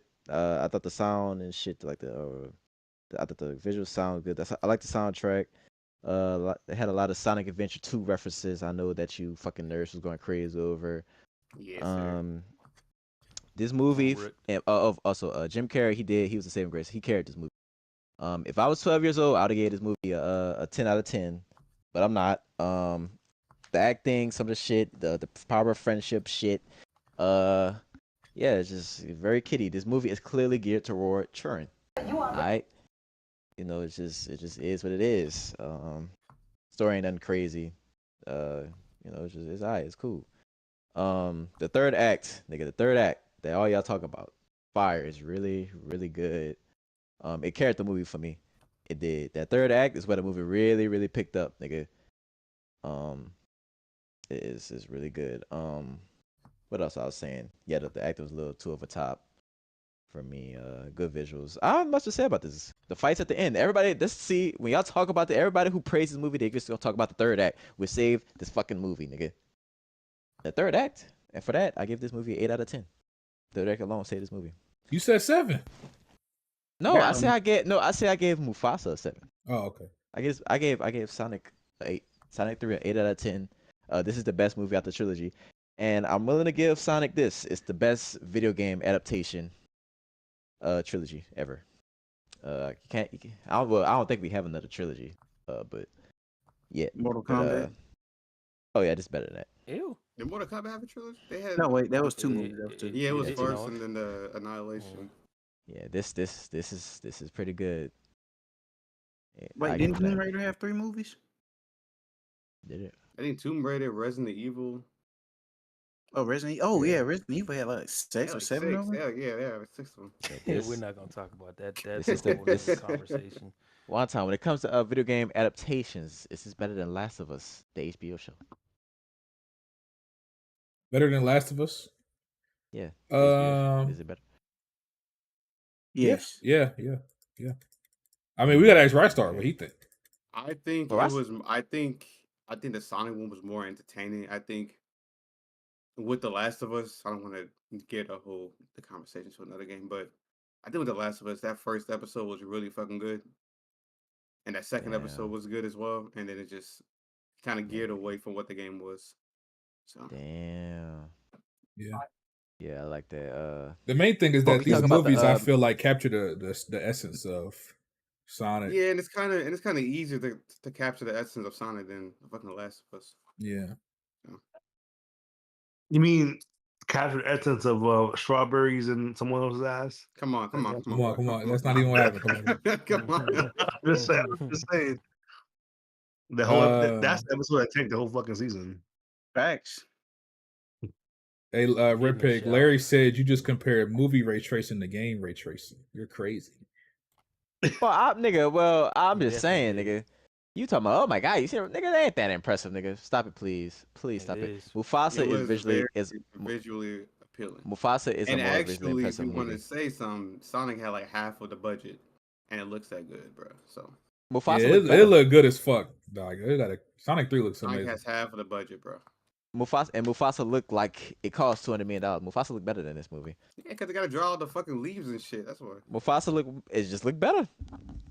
Mufasa is technically more impressive. This movie is pretty though. I give it that. If you watch it in Dolby, I still think the talking lines look weird. Like, nah, I don't. That shit looks fucking strange, dog. Nah. It does. Yeah, because they're supposed to be like realistic looking lions. They don't match. It looks like something out of Foster's Home for Imaginary So you think Aslan looked weird in Narnia? You think he looked weird? No, but that looks better than what the fuck I'm seeing in this shit. Mufasa looked better than the original remake. They changed it, dog. No, but it still looks jarring. How the animal, it just doesn't look I know animals don't talk, so it's not gonna look natural anyway. But it just looks weird. I feel like other movies do the lip Look in syncing general. better. Look in general, Tarek. Look at that. Look at that. Fucking gorgeous, nigga. Yeah, but Gorgeous. it's a still image though. No, and moving, it look good too. Nah, that's the movement, the talking. It's just strange. Some things are just meant for animation. It's just stick to animation. Some things do not need to be live action, dog. For the And this is Lion one of the King- things that don't need to. Yeah, it does not need to be live action. It just felt like you were watching National Geographic. Yeah, with a fucking Nah. story. The remake, yeah. This new one is fire. It just looks weird, dog. I feel like the only movies that really pull it off is like Beauty and the Beast and shit like that because there's actual people in it. Versus like where animals is like it just looks strange. Nah, that. What else? Yeah, Jungle see, Jungle like Book, that, the Jungle Book remake. I would have It's liked hard to convey like that. emotion too with like using this realistic type of CGI thing versus animation, like conveying like the emotions and shit like shock, shit like that. It just doesn't 1-to-1 transfer well. Look in general, Red Pig. This looks better. Sure. Get like that to me. They should have done something like that. Fuck no, that looks terrible. No, it looks like Simba. Nah, I don't like it. Like a DreamWorks movie. But I feel like that's another way of doing animation that expresses emotion and shit like that. You can't tell what the fuck is going on in faces in the other picture. Yes, you can. Yes, It just looks like two lions being lions. The fuck? No, like, for real, Terry. yeah, it don't look like fucking. Nigga, I could not tell that was any type of special type These of lion. lions are literally emoting. Nah, nigga, the niggas just sitting there just chilling. Nah, nigga. Facts. Bro, wait. You literally hold on. Y'all gonna put respect on this movie. They just chill. They just chill. And the thing is, the way how they design them is like they pop out of the screen. So the background doesn't look realistic. The shit just looks fucking fucked up. Hold on, 1 second. Hold on, man. Some things don't need to be realistic, man. You should leave it stylized. No, I told Peggy the other day that picture looks like how black grandmas be having the the fucking picture with the lion art. Yeah. No, it look like Bear Grylls about to come up right behind the fucking tree. Look at that video I posted my car. Look at that. Look at Mufasa. He the cub. But He the cub. it looks Look strange, dog. It don't look strange. shit- How it looks strange? Hey, this is It look technically like- impressive, nigga. Look at this. It doesn't look as good as the image I posted. That would be much. It does. More It look better. Mufasa is literally look at him. He's smiling and everything. He's happy. Like what? It looks dark. This shit looks. It looks. I don't know. To me, it looks like something out of a Y'all fucking tripping. nightmare. It doesn't look Y'all like tripping. something With that the you see the little ear when the little Like, ear it- twitches and everything. This movie is just amazing. Visually. Shit's on See, Sonic. Aladdin and shit did a lot better job at portraying live action than this. Facts. Cruella did better. I'm sorry. I like the Latin too. Cruella's one of the better ones, though. That's what I'm trying to say. The ones that are more like grounded in reality do a lot better for me visually than the rest of it. Like Maleficent was really good because a lot of shit was like grounded in reality and like the costumes and shit like this. This shit just doesn't look. I don't know, dog. It looks like something out of Frankenstein. I don't know. Interesting. Right. Hey man, but let's get back to Sonic. 'Cause I think we got a couple more reviews. Mafia, what did you think about Sonic 3, brother? It was great, man. This was a great movie. I gotta go see this again Tuesday. Story was great. First act started out action packed. Enjoyed it. Fun. Second act, I would change. Whatever at that little location, I'd throw in a little fight scene there. I think it was missing like a little fight scene in the second act, but I did like the exposition we got there. Third act, of course, it was amazing. It was beautiful. Speechless. It's not you about to cry. Like this is how you do a trilogy. First one, good to average. Second one, better. Third one, you've hit the mark. I think everyone played their roles perfectly. But Jim Carrey needs to stand in ovation for this because I like him as Dr. Eggman. I know it's not the traditional Dr. Eggman, but what he did with Eggman and the grandfather in this movie, I enjoyed it. Laughed almost every time. Yeah, that scene was later kind of went on a little long, but I enjoyed it. It was still funny. Visuals great. The final fight, I wish we could do this with Dragon Ball, but amazing. This, Yeah, I would be more interested You to see want the white Dragon Ball man in in the this wig? visual style. no, we ain't doing the white man. We gonna get some Asians and we gonna do it right. I'm crying. But yeah, amazing movie. Going to see it again Tuesday. I give this a A. Yes, sir. And Saint, what you think, brother? You already won. Oh, I already did my review. Oh, I'm Yeah, I sure. think I was the Oh, last I'm one. dumb as it's Tarek. Tarek, what did you I didn't think? watch this shit. What? Why Yeah, not? Remember, he's the hater. Why He is a not? Sonic. He is a I'm not watching national this Sonic shit. hater, I'm brother. Yo, crying. are you serious? Are you He's a fucking Sonic hater, serious? bro. I've said multiple times I'm not supporting none of the live action Disney shit. Nigga, No, this he is talking not about Disney. It's he talking about Paramount. Sonic, nigga. Oh, so I ain't watching City either. What the fuck I look like? A faggot? Oh my goodness. Are you? What's wrong with you? Y'all part of the same team, brother. No, I'm not. So let me get this You straight. are, bruh.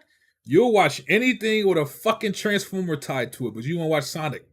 Yes, of course. What the hell? No Both on problem. Paramount. Like, I come can't on, believe this bruh. What shit. does that got to do with? You keep bringing up Paramount. That has something You to do have with. a Paramount tattoo. You told me this yesterday. Nah.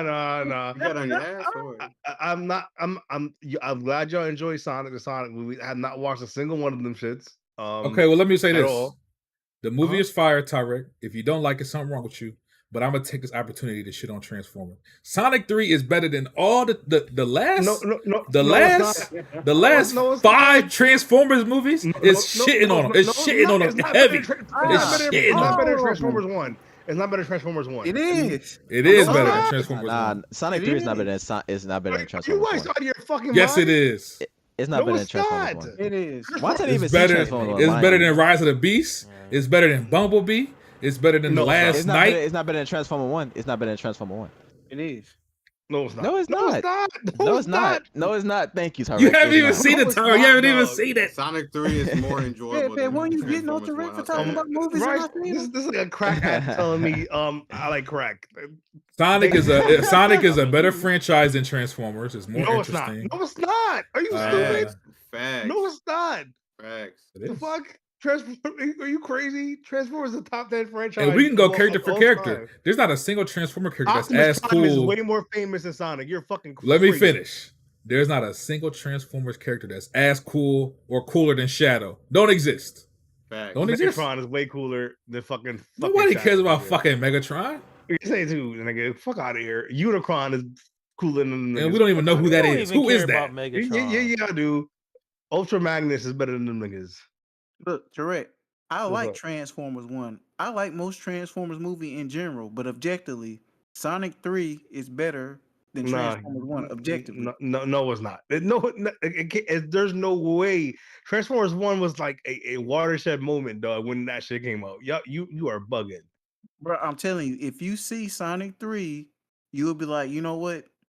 I'm more of a Transformers fan, but this shit was a little bit better. I'm sorry, I'm than not. Transformers. If maybe it was a little autistic, then yeah, I could understand. I You're can definitely understand. up there, brother. You definitely up there. I can You on the understand. spectrum, Nigga saw robots and brain when it, you know. Exactly. Whoa. This is the Dune fucking specialist here. He calling Sonic autistic like he don't like fucking robots fighting each other. Hey, out of here. Oh, nigga, like white men and do a fucking taking over tribes and shit. Fuck out of here. Correct. When Optimus does a speech, do you like salute? Of course. The fuck? What is you? Come on, man. What we talking fuck out of here. Hey, shout out to Roy. He said better than Transformers. Oh no, I think he was just commenting. Never mind. But yeah, no, you tripping, Tyre. Go watch this movie. Get Paramount Plus. I am not watching any Sonic movies though. I'm good, bro. But they're good though. Why you enjoy it? They're good. No, I don't watch live act dog. I'm not gonna. I skip a lot of. It's not just Sonic. But I skipped a lot of the Disney live action. I haven't watched any of them. I'm just not interested in watching that shit. That's fair. When it comes to Disney, just that's not. fair. Yeah, but even this with is Sonic, Sonic. I just don't care about Sonic like that to watch it. I don't think you'd either really care about you, Sonic. yeah, you don't. You just watching the movie, brother. I feel like I'm watching Ted Dog, but it's a blue fucking Ted. Well, Ted's a good movie too. Yeah, that is crazy. I don't know though. I never got the Sonic appeal. This is not me trying to make fun of Sonic or whatever. You don't got to be a big fan of the games. I'm not a huge fan of the games. You're not Oh, playing a lot yeah. of games though. You just Hey, you stink. Keith, You what stink. Keith So. said in the chat, that angry black woman scene, that kind of like offended me. Yeah, I ain't gonna cap. I did not like that I either. was looking at my wife. I was like, "Are you okay with this, bro?" Not only did I not like it because it was white people around us laughing at it. I was a little surprised. I was a little surprised that the actress even agreed to do that. I'm like, why would she agree to do that? Yeah, and it was like and it was like her biggest scene too, and it was like it's called money. Yeah, I don't know. I would have had a little bit more pride, a little bit more dignity. I wouldn't have been on. Yeah, and Shamar Moore just looking at her ass like, all right, man. He was like, man, I'm getting paid. I don't even give a fuck. But were you one of the white people laughing? No, I'm not a white person. Actually, didn't even laugh at that. I was like, what the fuck? Yeah, no, I didn't think it was funny. I thought it was weird. Especially in 2024. I'm like, they still doing this 2024? Yeah. Y'all being sensitive. That shit was funny. And the women Nah, line was it was funny cheesy, too, bro. She's talking about some like what the hell? Dude, when y'all watch movies about like when they like make fun of black people, do y'all watch around the theater to see if other white people are laughing? I listen. No, I'll be noticing. Because in Django, when they were like do some crazy shit, I was definitely looking around the theater to see who the fuck was laughing.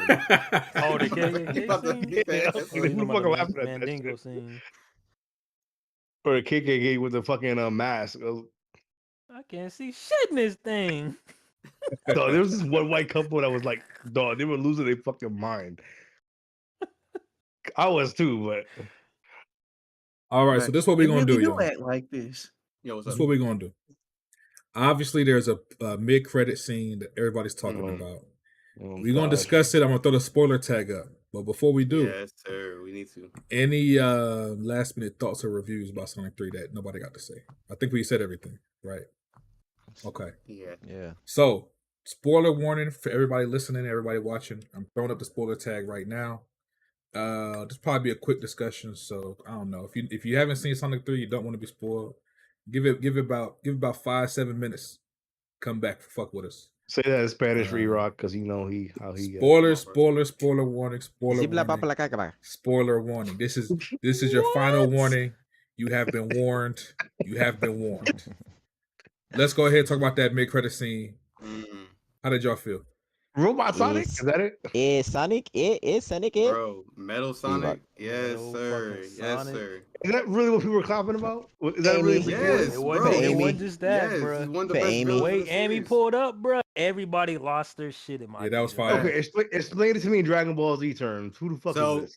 Metal Sonic is damn. Who's one of the androids that's like like Cell? Cell. Imagine Cell. Like, damn, that's fire. I can't say that. Yeah. Okay. So, all right, okay, that's how Metal Sonic is basically Robotnik's biggest creation, just like Cell was with Dr. Jiro, if you want to think about it like that. But yeah, him being in there is definitely how they're going after Sonic CD. I think that's the game they're gonna adapt next. So they got my girl Amy in there. Yes, sir. And was the post-credit scene like? What's the girl's name? Amy Rose. Amy Rose. Yeah. Yeah. So Amy showed up in that same mid-credit scene with Metal Sonic. She helped Sonic out, and then the end credit scene, it was pretty much just telling us that Shadow is alive. He didn't die. Yeah. Which I missed that credit scene. Yeah, I did read the Wikipedia summary for the plot, so I do know what the fuck happened. This is my thing. I wonder if and when they're gonna bring in like the full Sonic team, like everybody, like Big the Cat. So they said they wanted to do like a MCU type of end game movie with this series later on. So I'm assuming they're gonna have like a really big down the road movie at the end. Yeah, and I think with Amy coming in, because she came in the same game as Metal Sonic as well. So, yeah, they're definitely doing Sonic CD, and there's also a comic book that they're gonna adapt to, since there was like multiples of them. So what movie did Sonic 3 adapt? Sonic Adventures. Sonic Adventure 2. Okay, I thought so. Okay. Now let me ask y'all this. You have the music playing in the background too. Oh yeah, they had the music from the games. Let me ask y'all this, because they've been asking the director and shit if they want to do a crossover with Mario. They've been saying the Smash Bros movie might hit. What y'all think? Smash Bros movie? Facts. Oh, there was a Smash Bros reference too. Like you know how they start clapping when they pause when they're when somebody wins the game, whatever. Yeah. They had that little reference. I don't know if y'all peeped that. It was Yeah. Knuckles and Tails. So I wouldn't be surprised if they do eventually, because that's money automatically. If they do a Smash That Bros movie. I think it can happen, but it's Paramount and Universal. I don't know how I don't know how that licensing is gonna be. It would be Universal because you know they Nintendo. Anything with Nintendo, they're gonna have the upper hand in that shit, and I know. Yeah, but Paramount's gonna want a piece of that. I mean, they're gonna get paid. Yeah, because that's like a Sony Disney type deal. That's $1 billion movie for sure. Yeah, so they gotta figure that deal out. Yeah, plus they're doing that live action Zelda movie, so I'm assuming that they're gonna have other characters in that, and so they're if they building have up to something. Yeah, definitely, and they also got that Pikachu movie. So. Oh, they did make a they made a joke about Detective Pikachu. Yep. When it was in Tokyo. That shit was fucking. Pikachu's Michael canon Jackson in Japanese. Nigga, that was fucking hilarious in the Casper scene, bro. I fucking. Oh yeah, that was actually a reference to the game because Knuckles fought a ghost in Adventure 2, and he was afraid of it. Oh, wow. I never played the adventure games. Never got the chance to play those. Now play Sonic Adventure 2? Nope. That's the best Sonic game. I know that's what I hear, but I never got the chance to play it. Yeah, it did not age that well, but I think it's. Oh, it definitely didn't. It's kind of like if you have like a because it's 3D an action movie that you like to go back to that you know is not that good, and that you just didn't age well, but you still enjoy it. That's what Sonic Adventure 2 is. The only thing that aged well in Sonic Adventures 2 was the soundtrack. You I can think the get on Sonic- Steam for like $1 or something. Yeah, I think the Sonic and Shadow levels age well, but the other levels didn't really age that well. Yeah. The main thing this movie did for me, I need a new Shadow the Hedgehog game. I need a new game. I need a sequel. Shadow the Hedgehog 2. No, look. Technically, yes, they gave us, the Sonic X generations with Shadow missions. You haven't been playing that game, so what are you talking about? I have been playing. I got 6 hours in the game, buddy. It's fun, but I need my motorcycle. I need my MP5. That is never coming back. I need it. I need it. Never doing that again. Can we get a remaster, please? Something, please, Lord Jesus. That game was panned for a fucking reason. That game. I love that game. Fire. PS2 classic. Oh my god, that's how I know the game ass. Well, you never played it. You was too young. You was too young. I know. I would probably thought it was ass. Then I'm not thinking that no. What you gonna say about the Shadow game? Yeah, I was with Keanu Reeves and Idris Elba. They said they wanted to do like a Shadow and Knuckles show. No, really. I don't know if they're gonna do that. Oh, I'm glad you're here. They said that Knuckles Netflix show was ass. What you thought? It was very ass. That's on Paramount. It's a Paramount show. Yeah. Oh, I thought it was ass. It was ass. It's ass, bro. It's not even Knuckles. It's what's old buddy's name? Chad Wade Whipple or Wade, what the fuck his name is, bro. That's just stupid. His daddy Knuckles left him at was in that TJ Maxx. Man, Knuckles was in that mug for maybe 30 minutes max out the entire show. Really? Ew. It's focused on the human. That's what made this movie so good because Sonic in the game was in the movie basically entirely. So. Yeah, man. I don't know why they focus, bro. I want them to do a movie in like the green green zone, whatever the fuck. Green Hill Zone? Yeah, they haven't gone back to Sonic's world. They've only stayed on Earth. I need them to make a pretty fully sure animated it's Sonic cost a lot movie. of fucking money to animate his whole world, so that's probably why. Man, fuck that. I need that. That's not that. I'll be interested in a fully animated Sonic movie. I need that. I wish the movies were. All right, man. We done with spoilers? I can take the tag off. Yeah. All right. The last review or something. Yeah, man. So that was the last review. Any final thoughts for Sonic 3 before we do the outros? Good movie. Kind of overrated. But yeah. That boy hating. I ain't hating. Nigga, y'all giving this shit 10 out of 10. What did you give it? It's an 8. Okay. Oh, okay. That's what I give it. Okay. Yeah. Nigga, But I don't think it's niggas giving this shit a overrated. 10 out of 10. Shit fire. I give it a 9. Crazy. I give it a 9. Well, you ain't give it a 10?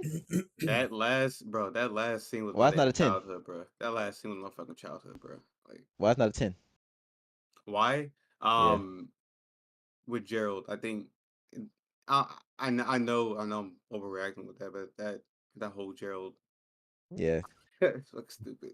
yeah, and I get it. It's a kids movie. I'm that's taking it why. too damn Okay, seriously, that's but, why I'm saying that. I thought the same shit. It brought out the inner kid in all of us. Yeah, and what you were saying about the acting, my wife said that too. She was like, "Why the acting so bad?" Yeah, that's why I was like, bro, it's a kids movie. They was like, it was like too bad, bro. You don't see bad movie acting like that in a Pixar movie. I'm like, what the, bro? It was Disney Channel bad. I'm like, what the fuck? Yeah, I like that acting. I feel like it was done on purpose though. They, Yeah, it was done on purpose, Yeah. but I ain't like it. I didn't like that at all. She thought Maria was like 16. I was like, nah, she's like 12. And she's like, what the fuck? She looked like she's old as hell. It was like, yeah, I'm bored. I'm like, oh my god, this is just acting. Especially the black chick in the movie. I'm like, are you serious? Just yes. Didn't like the performances in this That's movie. a beautiful black woman. She is. That is. She don't like black men though. That performance wasn't beauty. Damn it. Hold on, I might got a chance. I'm kind of light skinned. I might got a chance. Oh, she don't. Yes, That's sir. why she married a white man. Okay, that makes sense. Yeah, you are white. Salute. Ain't your Sonic shit? 3. Ain't your PP pink? Who, me? What the fuck? No, my shit is brown. It's brown? Yeah. Really? How do we get here, dog? Why you sound curious? I don't know. That don't sound right. It's not pink, brother. I'm not that white. Yeah. Like you got a pinky. No, I don't. I don't know. Something not adding up. Something not adding up. Salute Sonic 3. If you haven't seen it, definitely go watch this. If you do watch it, I recommend you watch it in Dolby Cinema if you have an AMC near you that has Dolby. If even IMAX, if they're doing it in IMAX, I don't know if they are. Bro, go watch this movie, man. Beautifully shot, beautiful visuals. This is a good time. This movie is a good time. Ooh, you would love Mufasa then. You just described Mufasa. No, I'm good. God. I'm good. Direct, when you see this movie, you gonna bust all over the screen, my guy. Tarek not watching this shit. I'm sure Rice already did that. Bro, it's crazy because Tarek would like this movie. Very well. Why would I like this movie? You would like this movie, bro. I know you would probably shit on like the acting, of course, but as far as the visuals and the acting, action, you would like this movie. Hey, yeah, I'll take a line of Coke and then I'll watch it. Hey, next week we all got to see Nosferatu, right? Yes. Yeah, we got to see. Yeah, Tickets already pre-ordered. I might watch that Christmas. Tuesday night. Watch it Christmas Day. Oh fuck! All right, all right, man. Well, that's it for Sonic 3. We can go ahead and get to the outros. Let's start with our guest, Right Star. Appreciate you coming through, brother. Appreciate your review. If BG asks you to come on Weapon Wheel, just let them know you did it here first. They can come watch us. Absolutely. Over Weapon Wheel, baby. Yes, sir. Plug the pod, baby. Absolutely. See, and don't give them your full review. Give them like hints of it. Like, well, you go check out my full review on Movie Guy Podcast. Yeah. Do that. Shout out to Right Star. Appreciate you coming through, brother. You can go ahead with your outro. Any last words you want to say? No, man. I appreciate the invite. It's cool. It's cool just chopping it up and just talking about this movie. Yes, best movie of the year. Yes, sir. Yeah, you know what? Hey, Right Star, this shit better than Dune 2, huh? All right, come on. Why do you gotta come up to Dune 2? All right. Pick something else. I still got Deadpool and Wolverine as my favorite movie of the year. But I forgot about that movie. Yeah.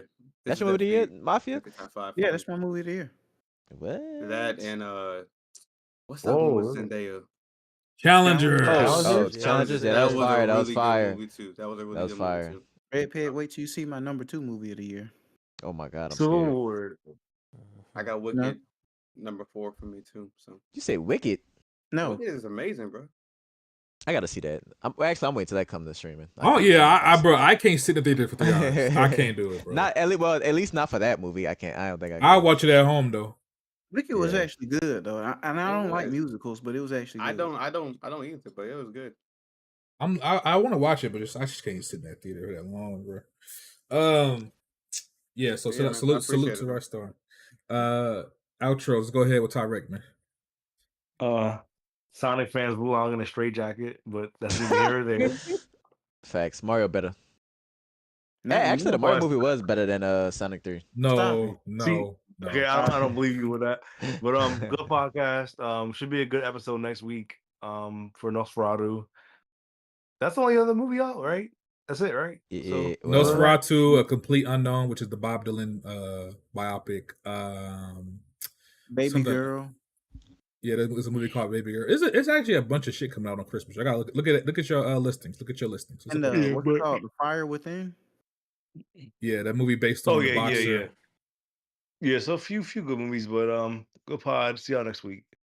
Yes, sir. Mafia brother. All right, people. Good podcast. We'll catch y'all next week. And remember, let's keep it cinema. Fire. Yes, sir. Brother Saint. Yeah, man. Mafia is a fraud, Spider-Man, and catch you on the next episode. Why is he a fraud? What the fuck? okay. I guess I I'm confused as fuck. What the hell? The fuck? Fuck. I'm Nigga, you all definitely confused. Yeah, I'm confused too. I guess we tune in to find out next episode. Yeah, Red Pig. I'll show brother. Hey man, good week, man. A lot of movies. We seen a lot of movies. Well, some of us. I didn't. Seen a lot of good movies. Hey, you on Alex time and Tarek. Oh shit, I meant Alex. My fault. Oh, you meant Alex. Okay. He said Mafia. At least Tarek was skipping up. At least Tyrek was skipping the movies and shit for some butt, nigga. Some of these niggas wasn't even doing that. Y'all just wasn't watching movies. So, hey, man. Hey, I put my PTO in already, so. Hey, I'm about to start taking some L's. I be taking a lot of bullets for y'all. Hey. You do. You know what? You're right. Hey, Mafia, did you watch that Monkey movie with that nigga? Is he a rock star? That's not out yet. Come on, Christmas. God. Oh, yeah. Okay, I might watch that with you. I might take that and watch that with you. All right. Damn. I might take that and watch that with you so we can talk about it. The reason why I'm not watching bad movies, I watched 65 at the beginning of this podcast when the shit first started. I'm not suggesting myself to that shit again, dog. That shit was fucking so bad. I never want to see a movie like that again. That shit was bad, dog. That shit fucked with me for life. No, it wasn't that. Well, it was bad. It wasn't that bad. Dog. I was like, oh shit. That gun was fire. That movie me, Wonton, and Alice walked out of, that was bad. Megapolis? Oh, yeah, Megalopolis. Yeah. Megaflopolis.